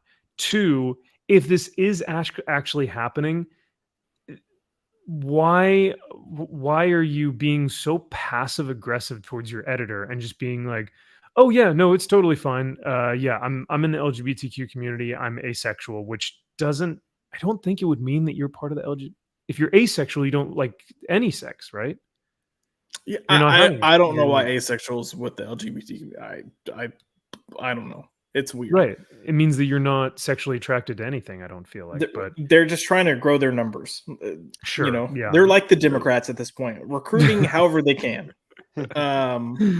So yeah, it is. So it is strange. It just feels like if this was made up, why are you fantasizing about this? Is this like what you want the editor to tell you? Like, do you want to validate yourself by telling the editor this, right? Also, how is this from Jeremy's perspective? Because at this point, I'm just like, yeah, you're not part of the LGBT community. Sorry. How is this any different than like Sean King or Rachel Dolezal, whatever her name was, being like, oh, I'm black. I'm part of the black community when you're not. Like, how is this any different than that? Well, that's the big question is like, so if he identifies as this certain sex, can I identify as a certain race? If I can identify as a certain gender as well, I could probably identify as a certain race.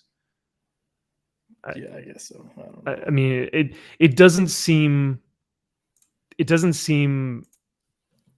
logical, but then logic is racist and bigoted and all that stuff. So yeah. Yes, this is true. The terms are purposely changed so that only the pure, who know all the latest keywords are allowed in the group. And that's, but then it's up to us to be like lectured, or that we have to. It's a nightmare. Definitely not this guy. Not in the group. Josh is like, I know what I am, and I know who I am, and that's all. I'm good, baby. Yep. There is legitimately a movement to get back to just LGB. Oh yeah, no, I've seen them on Twitter. They're LGB without the T, I think, right? Or it's something to that effect. That's their call without sign. the TQIA. Yeah. Yeah. The one that Trudeau can't say when he's like the LBD, LTB. They made up couldn't their say it. own version of Zaxx. What do you Canadians call us? Oh, You yeah. added something to the beginning. Canadians say give you something. Yeah. Yeah. Darth. Maybe. Mike. Yeah. The story seems fabricated. It does. But once again, even if this is fabricated, even if this got a ton of hate or whatever, the next tweet, like his tweet afterwards, is wild. That he is basically wishing harm on people, but inadvertently says it in like the most passive way possible. It's so pathetic, man.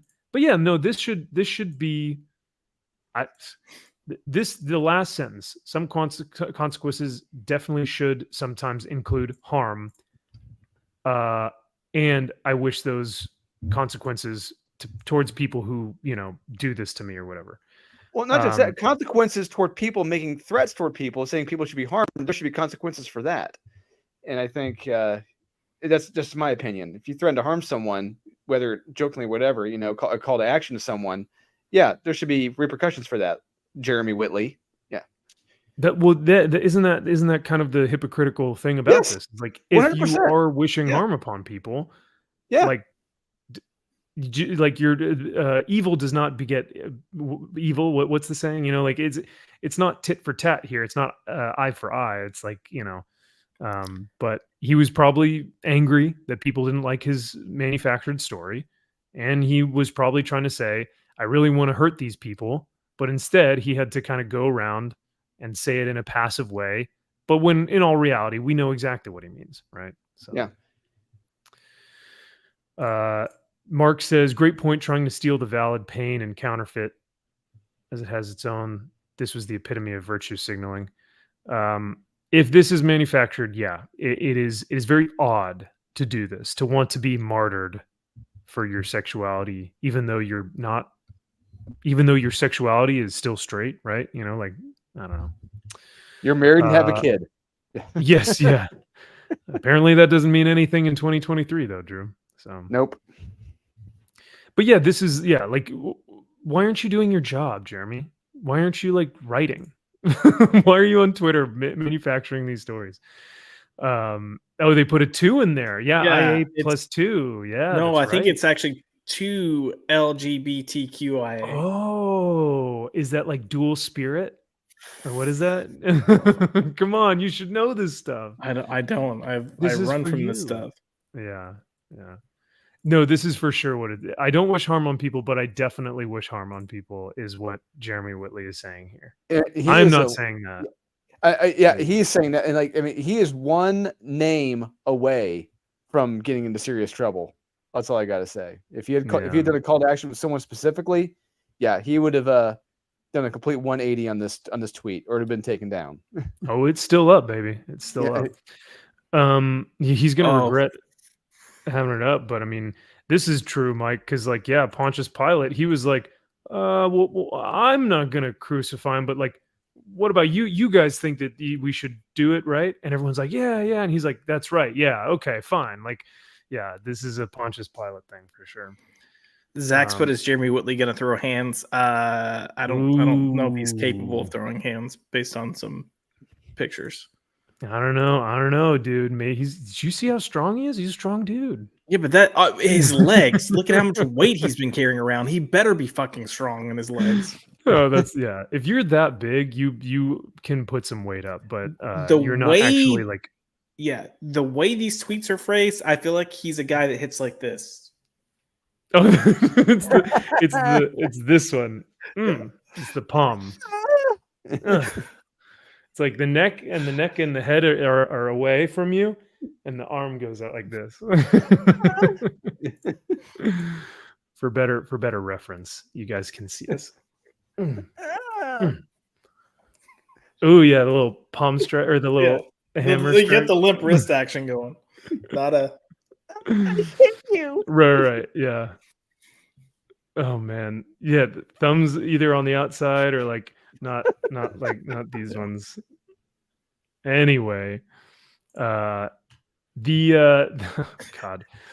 the other Twitter nonsense that I guess we could roll right into is our very own Ryan. I think his name is Ryan. I'm not 100% sure on that, but I think it is. Mags Visaggio. If you guys know Mags, you know her more recently from this little doozy right here, which was her pitch to DC that she wanted to make Superboy trans. That Superboy in continuity and in canon was always trying to be a trans girl. Is that yeah? He's a man that wants to be a trans woman. Yep. And so in her Skyrocket series, which she pitched, and that's what this is, she's been putting this up on Twitter saying, like, if I were to do a Skyrocket series, this is what the plot would be, or this is what the characters would be.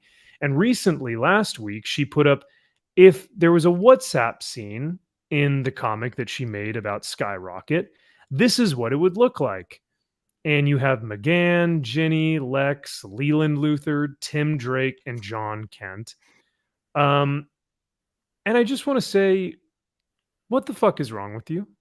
Yeah. Like, what's wrong with you? Legitimately, it's what it is. I mean, it reminds me this whole shit show that she's been doing lately. It reminds me of this Family Guy episode from like 20 years ago, where they showed Tom Green, and he's saying, "Does anyone like me yet?" And this reminds me of. Does anyone like me yet? Does anyone want me to write something yet? Please. It's a cry for attention. It's desperation at this point, and she knows it's not going to happen.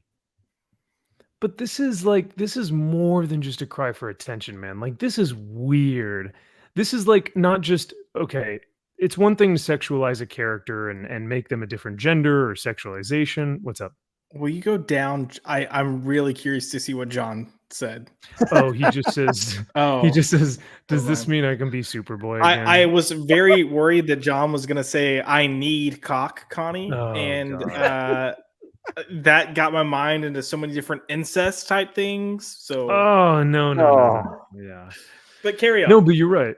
But this is the state of comics, is like they've made these characters so over sexualized that it seems like the only reason why she wants to make Connie into this trans woman is so that she can have these characters say, and this is like, I don't know. Obviously, this is an adult channel. This is an adult show. We say, bad language on here, but this is just so crass and crude and just shitty. Like it makes no sense for these characters. It has no context. It's just dumb, and it's just the writer's section. It makes no sense. It's a cry for attention. That's what it is. Yeah. It's so different, and that's what this is. But it's the writer's like sexualized fetish, just in their own writings, and it's just nonsensical, and it just. But yeah, this is very clearly Mags's fantasy, because we know Mags is not getting two females and a male asking to get it on. Right. I mean, have you seen Mags? It's like, Jesus. I mean, you couldn't pay me up as a hooker to hook up with her. Jesus. Often when we see a picture of Mags, we talk about how she needs to take a shower. Yes. Like, it's bad. It's bad. You can't determine whether it's dirt or whether it's just a filter or what. Like, it's a nightmare. But so for those of you who are listening, who are just listening, who aren't watching, the text messages that are on the WhatsApp for Skyrocket, all these characters are just basically saying, I need pussy, Connie. I need pussy, Connie. Lex says, well, you know what? I can't say this for YouTube, but Tim says, I need cock, Connie. It's like, what? Like I said, what the fuck is wrong with you? Why write this? This is mental disorder. Like, your sexualized fantasy is not for everyone else's, reading enjoyment.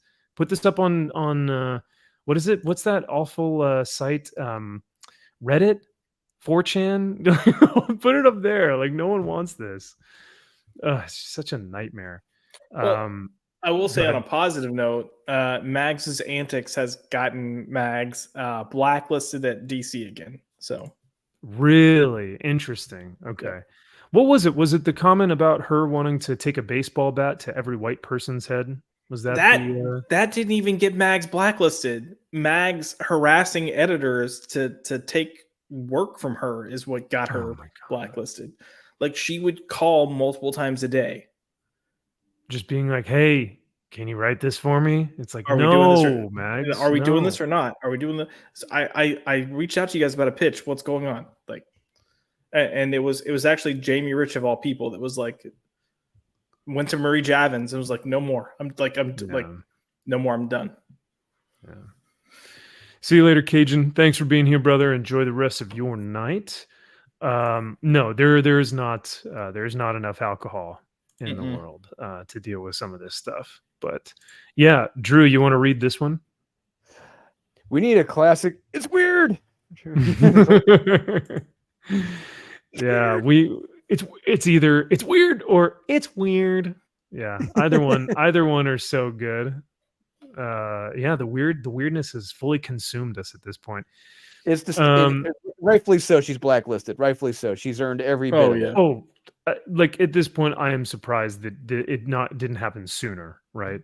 So yeah, it's a nightmare. Not my name says, so an honest question here, is this an alt-right channel? Some things being said makes me think so, and some things being said makes it seem like a regular channel. So no, we are not an alt-right channel. Not my name. You'll find that like most of our takes sometimes get pretty spicy, but for the most part, we have pretty reasonable understandings of things.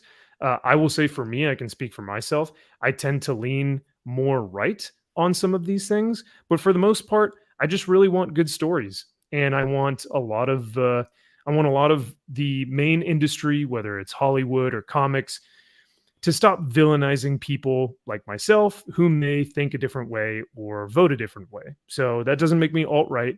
It just makes me someone who really wants to enjoy my entertainment and not be chastised because of the decisions that I make based off of my political affiliation. So, but like you said, some of the things on this channel feel like they're normal things. So I'm glad that, you asked the question though. So hopefully do you want us to respond? I was gonna say if you want, like you're more than welcome to. But yeah, no, I just wanna be very, like I make a lot of jokes on the channel. We have a lot of fun, but not my name. If you are being good faith here, that's totally fine. If you're not being good faith, that's totally fine. And yeah, I'm glad that you can understand that. Yeah, I really appreciate it. So TJ says, stop explaining yourself. Hey, I'm being good faith, brother. I'm just trying to do my part, right? But yeah, sorry. Did you want to say something?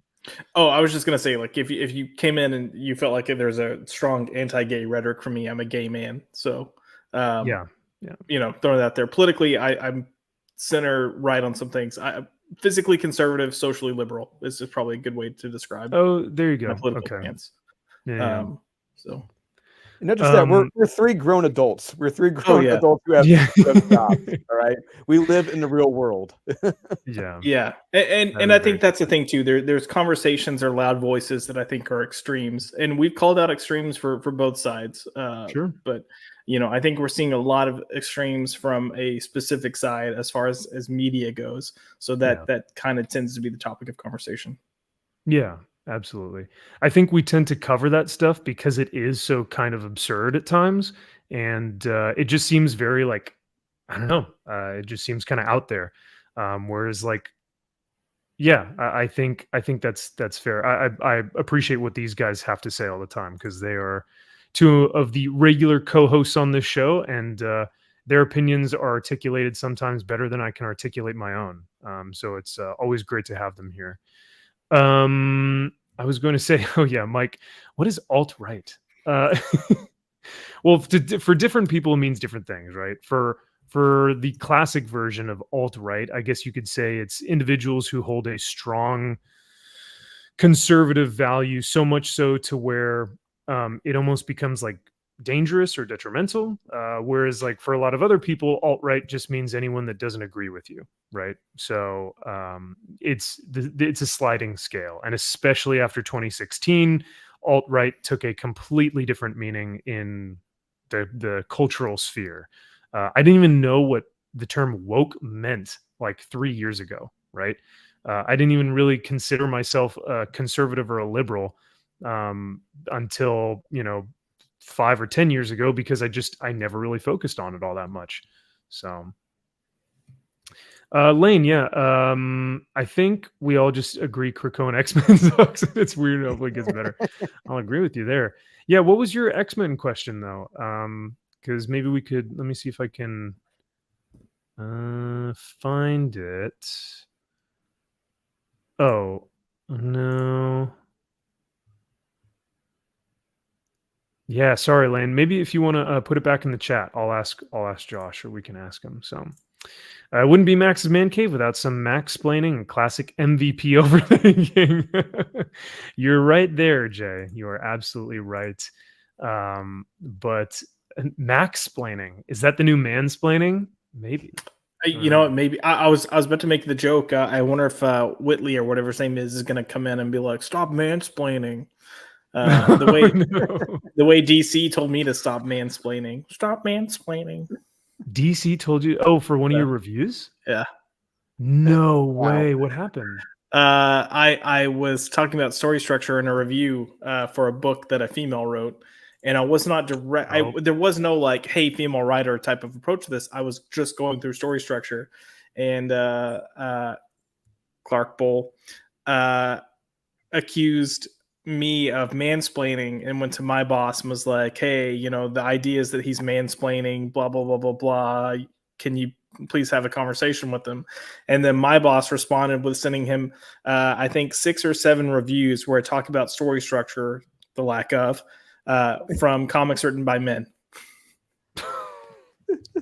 Oh man, you know what? That's right. You told me about this. Oh my gosh, that is so funny, dude. It was so my boss's name was Andrew, and it was probably the most base things that he'd done. It's just like link, link, link, link, link. Oh, is there a problem? damn. We can write about this if there is, and then that's it. Whew, I love it. I love it when great. bosses stand up for their employees. That's dope. Yeah. Fear. Well, there's spicy drama, but hopefully it's not like involved with. I don't know. I think it's interesting to cover some drama within comics, because so much of the industry is filled with that right now. And I think it's interesting to talk about it. Also because right now the current comic conversation is around the industry and the individuals who are in the industry, and not so much the comics themselves. So this Max's Man Cave tends to be kind of a commentary on the industry, as opposed to where the weekly comic wrap up tends to be more of a discussion on the comics themselves and their objective nature of storytelling and stuff like that. So, but yeah, I mean, like, or lack there, exactly. But hopefully there's no like any spicy drama with like YouTube channels and me, because I hate that shit. That's like a lot of it is just unnecessary. But we're gonna start some drama, Max. Of course, yeah, we always do. Stir that shit pot. Stir that shit pot. Yep. Yeah, right. So Lane says to Josh, does it look like the X-Men relaunch will not be happening till mid-2024? Marvel is dragging it out once again with lots of minis and killing time and sucking more money. Yeah. So the original plan was for the X-Men relaunch to happen in comics starting in January. Then they couldn't get anyone in to actually come take over the X-Men line. That was also supposed to be a little strategic in kind of aligning with X-Men 97, the cartoon. And this is, probably going back to April, May that I was hearing this. This was supposed to get the comics back in more of a classic X-Men story. I don't know if that's still the case though, because even the push behind X-Men 97, the animated series, is kind of waning to a degree. Yeah, and on Saturday within the aficionados, I was talking behind the scenes with certain individuals. I won't say their name, but I guess I don't want to say it's a shit show, but like trying to get people to come on board was a shit show. for Yep. the X-Men. Mm. Absolutely. And it's a nightmare. And what Tom Brevoort is saying, how he has writers aboard right now, and how a lot of people may not like these people, they're not gonna be surprised by who they are. I'm like, I'm scared now. I'm scared even more now than Of course. before. So I really don't know if I want to read where it's going to next. Dude, X-Men has been in a bad place for the past decade. I can't remember a good X-Men story, right? How funny would it be if he's like, yeah, some people are going to be really upset when they see some of these writers, and it's like gets announced, head writer for the X-Men, Warren Ellis. Oh, I'm sold. I'm there. I am sold too. What if it's like, oh yeah, people are gonna like this, and it's like Robert Venditti, and it's like, whoa, okay, I'll read that, but Colin Kelly and Jackson Lansing. Yeah. Boo. Oh. Boo. Who wrote Thanos this past week? Can't write well? Yep, can't write well. There you go. That's gonna be the trifecta on the X-Men team. the unity, the trinity, the triune, gods right there. The producer for X-Men 97 is too busy posting pics on Instagram with his shirt off to get that show done. I'm not a fan of that guy, by the way. Is that the Hispanic guy? I think he's black or mixed. The guy who's talking about like, I'm gonna put my gay experiences in the show. That guy? Yeah, but he's also got a Twitter presence, and he's a raunchy individual. I'll just put it that way. Oh, which is perfect for a kid show. Yeah. Oh, of course. Yeah, for sure. There's a brand within the gay community called Nasty Pig, and it's very much about pro sex culture. Yeah, like expressing yourself through sexual. Yeah. Just what we need for our X-Men animated series new revamp. Well, not only is he a producer, but one of the showrunners. This was way back. This was like 2021 when they first announced it. I was at my old place. I just started my channel. But one of the showrunners or producers, he might be off the project now, but it was this Hispanic guy, and he had a Twitter presence, and his pinned tweet was him skateboarding or something. And he was like flipping off the camera, and basically the comment or his post was, fuck your boy Trump, and if you like him, fuck you too. And that was his pinned quote tweet, or his pinned tweet on his Twitter page. And I was like, and it was there for the longest time until people started realizing who he was. And it's just like, what are you guys doing? What is just be fucking normal human beings, dude.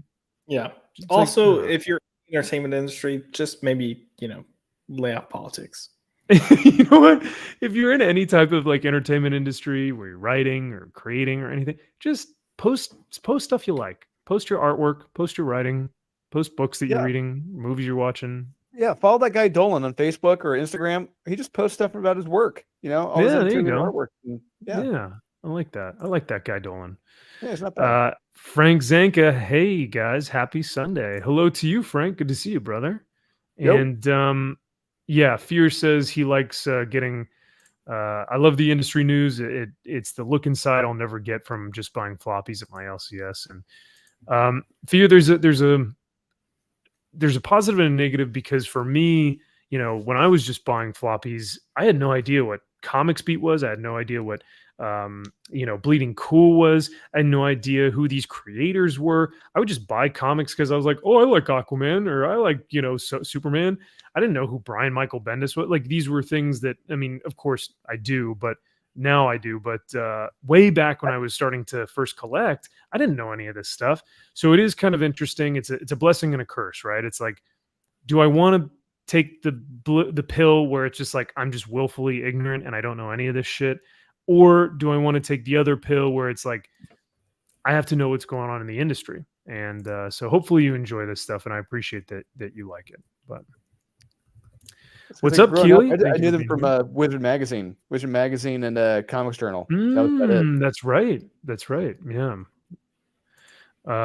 Honestly, for how well he'd been doing overall, might say Ryan North can maybe do an X-Men. Nah, I don't think so, brother.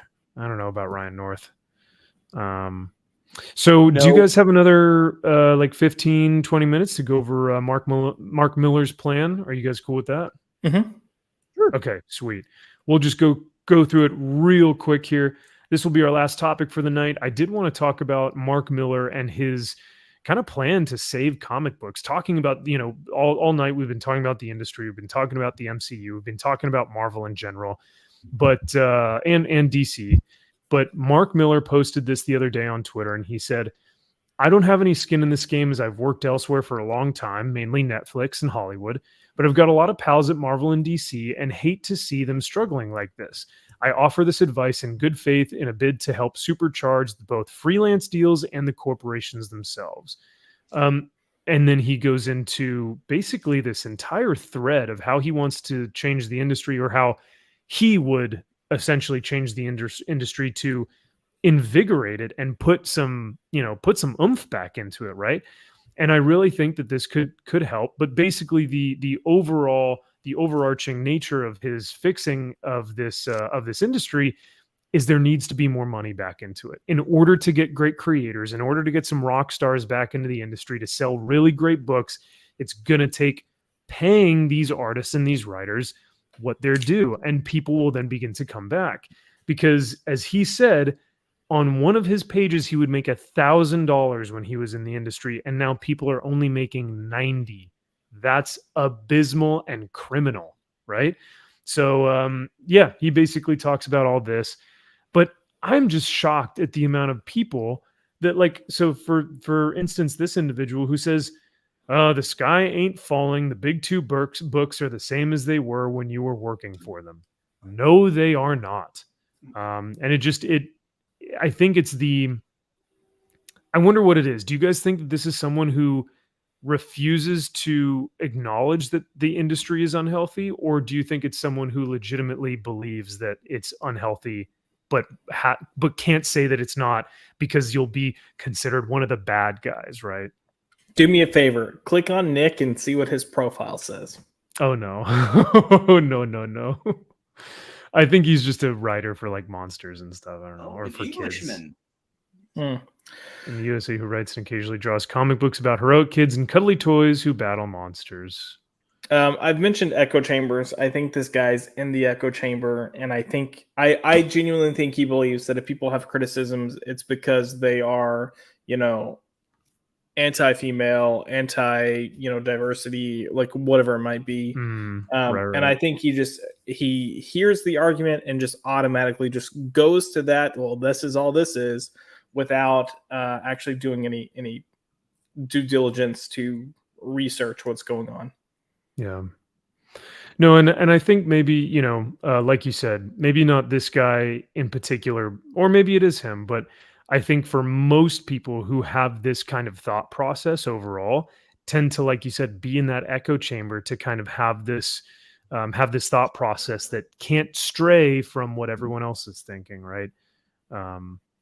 But to go more into detail about what his plan is, I'll ask you guys what you thought about it, because I don't know if you guys read this or not, but what his plan is, or like I said, what he would plan to do if he wanted to change things, is that right now both companies typically pay around a 2% royalty on all sales over, broadly speaking, 50,000 sales. And we know from current comic book like single issue floppies for Western comics, because we have to be very specific or else people will go, oh, manga or trade paperbacks or graphic novels. No, single issue floppies in a Western market. They can't even hit 10K, let alone 50,000, right? Yep. So he says sales decline seems to be a race to the bottom in terms of talent that they can afford. My suggestion is that if one of these companies swaps that 2% royalty for a 50-50 split with the creative team on the sales over roughly, I don't know, say 60,000 copies, they will send a bolt of electricity through the industry and bring in the most commercial freelancers in the biz again. So what do you guys think about that deal for, these rock stars? Do you think that they would take that 50-50 royalty? I think so. I think they would. I mean, it's just one of those things. It had to be in writing. It can't just be a verbal thing. I mean, like not just Rockstar, but like for me as a creative, if they offered that, hell yeah, I'd be on board. I'd be working my ass off. I mean, I'm working my ass off as it is. I mean, when people see what I got with Michaels next year, their minds are going to be blown. But how this couldn't incentivize or make a creator want to work harder, to produce quality product, to get the numbers up. I don't see how it couldn't. This should, because I think Mark knows that he knows that if these two fail. If these two keep falling, it's like Jenga. The whole thing comes tumbling down. And desperate times call for desperate measures, and this is a very desperate measure. Yeah, and I think it'll do twofold. Sorry, go ahead, Josh.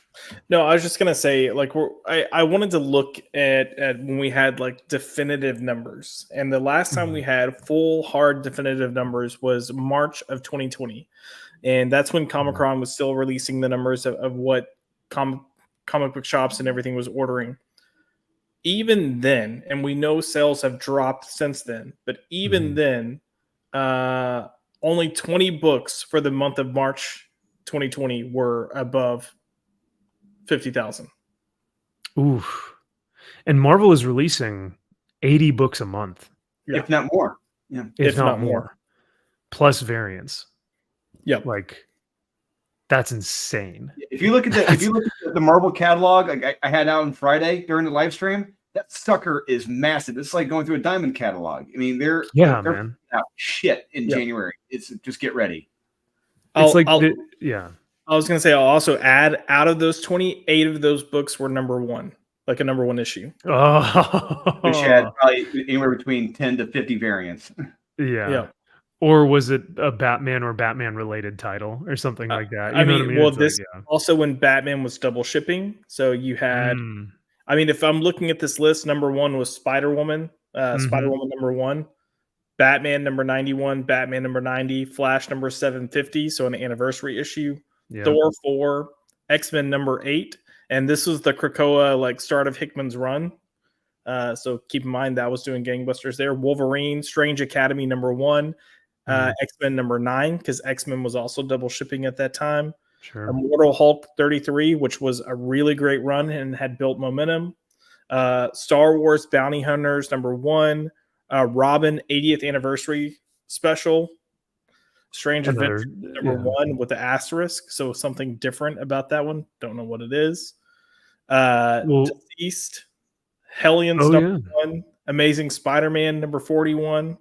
Batman Curse of the White Knight number 8, Cable number 1, Amazing Spider-Man 42, and Marvel number 1. Yeah, that's pretty.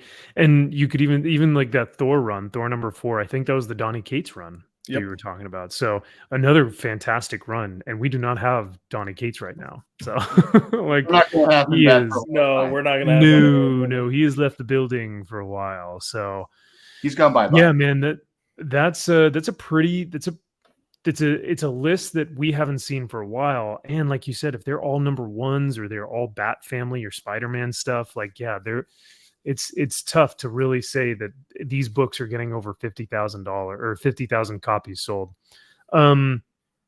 without any variants or something, right? The reason why they talked about Transformers getting over 150,000 copies is because that's unheard of. That's like getting 1 million right now.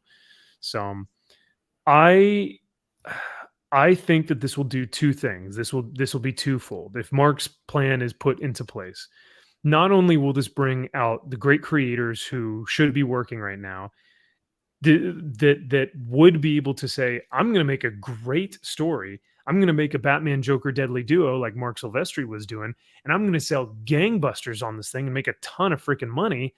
But it's also going to weed out all the shit. Well, the bad writers, the crap writers, and the crap artists, the underqualified. Thank you very much. I didn't mean to be so mean, but no, yeah, it's going to get rid of all the individuals who were hired on, 7 years ago at this point, for cultural points, or for diversity points or whatever, or for whatever it is that they were unqualified to do the job, because they are now going to have their books not selling anywhere near 50,000 copies, and it's going to hurt their royalties. And yet Marvel and DC won't lose any money because they'll be bringing in a ton of money. So. This is going to require a culture change from Marvel and DC completely, because as we're seeing, like, look, I just know firsthand, it's just going cheap, getting talent, quote unquote talent that is cheap, and isn't afraid to maybe miss a payment or two. Someone's not going to be difficult. Cheap and not difficult. That's what they're looking for. It's going to require a culture change from that, to bring on people who are talented and who are going to, hold the publisher, put their feet to the fire if they're not paid. Yeah. Yeah, I think you got to do more than just get the superstar writers on, though, at this point, because I think so many people have been burned, and even people that are decent or competent writers have not been delivering their best because of editorial mandates or interference or whatever it might be. You got to give people a reason to come back.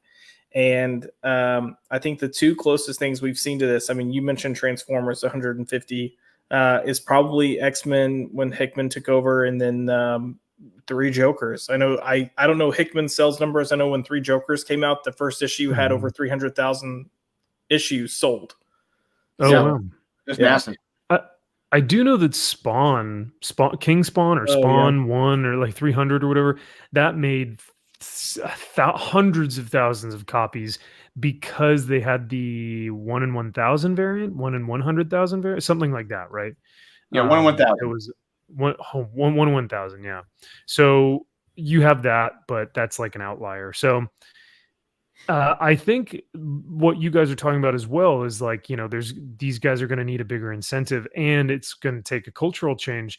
This is going to need to be from the top. This is going to need to come from the leadership. So we could get great creators in there, but if we see editors that are, these 21-year-old editors who have no idea what they're doing, or leadership that doesn't care what these editors are doing, the writing is going to suffer and the artwork is going to suffer. So you're right. I think you guys are right. This is a great idea, but it would take an entire restructuring, an entire culture change of the leadership at the top, the editorial, and then all the artists and creatives that are making these books. But I do not see that happening anytime soon. I know we've had articles recently that said that some of these guys, some of these retailers think that the comic industry doesn't have more than 2 years left on its lifespan.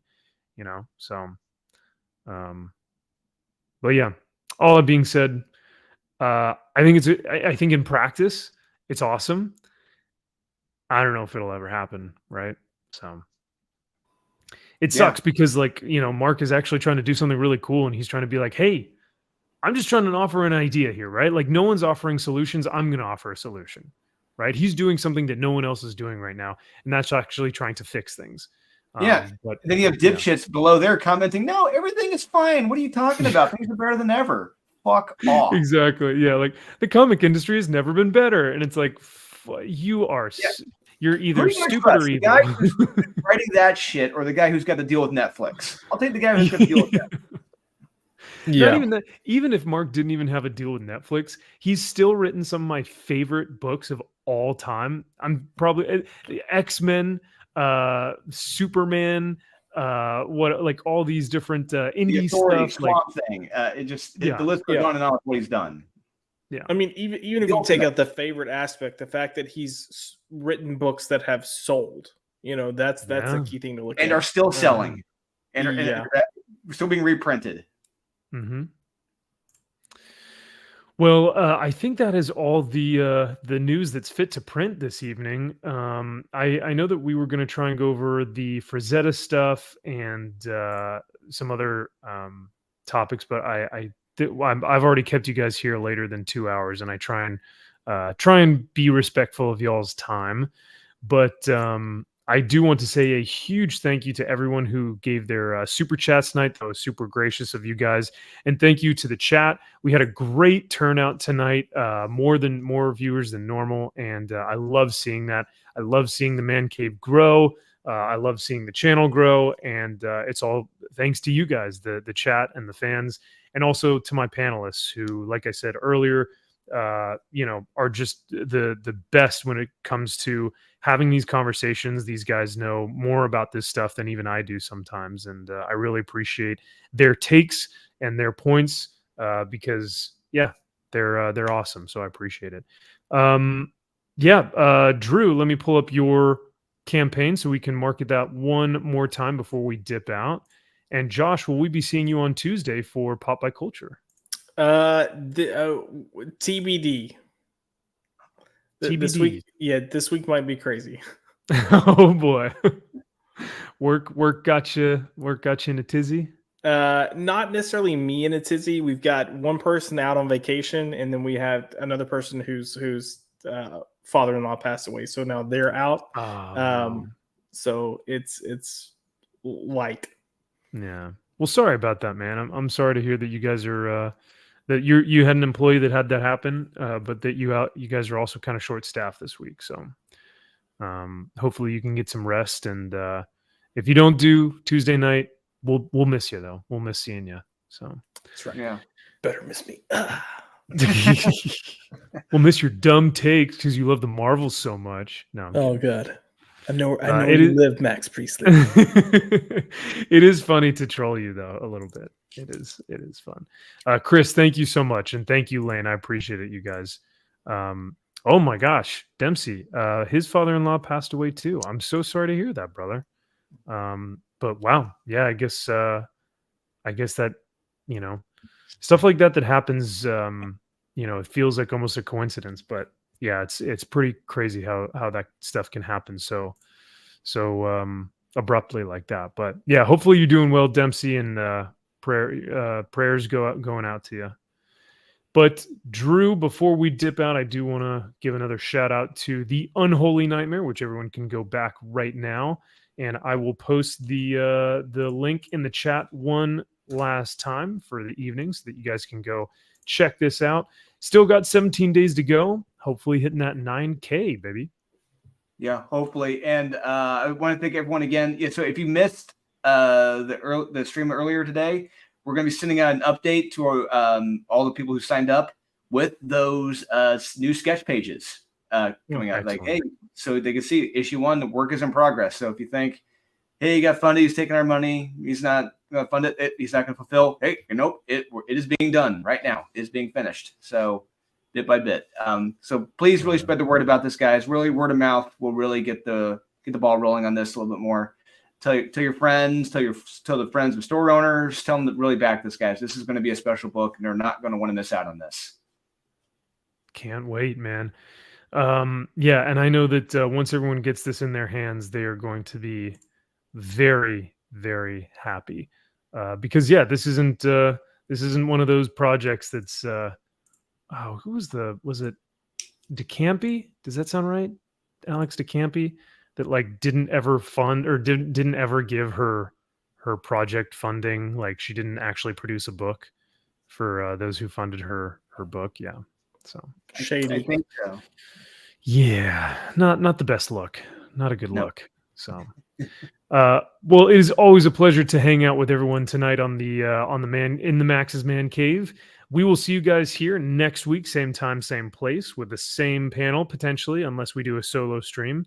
But hopefully you guys enjoy the rest of your week. Thank you again to you all for your support. Hope you all had a fantastic Marine Corps birthday on Friday and a fantastic Veterans Day on Saturday. And for my Canadian brethren out there, a nice and good Remembrance Day. So love you guys. Thank you again. Reject modernity and embrace your legacy. And we will see you guys next weekend.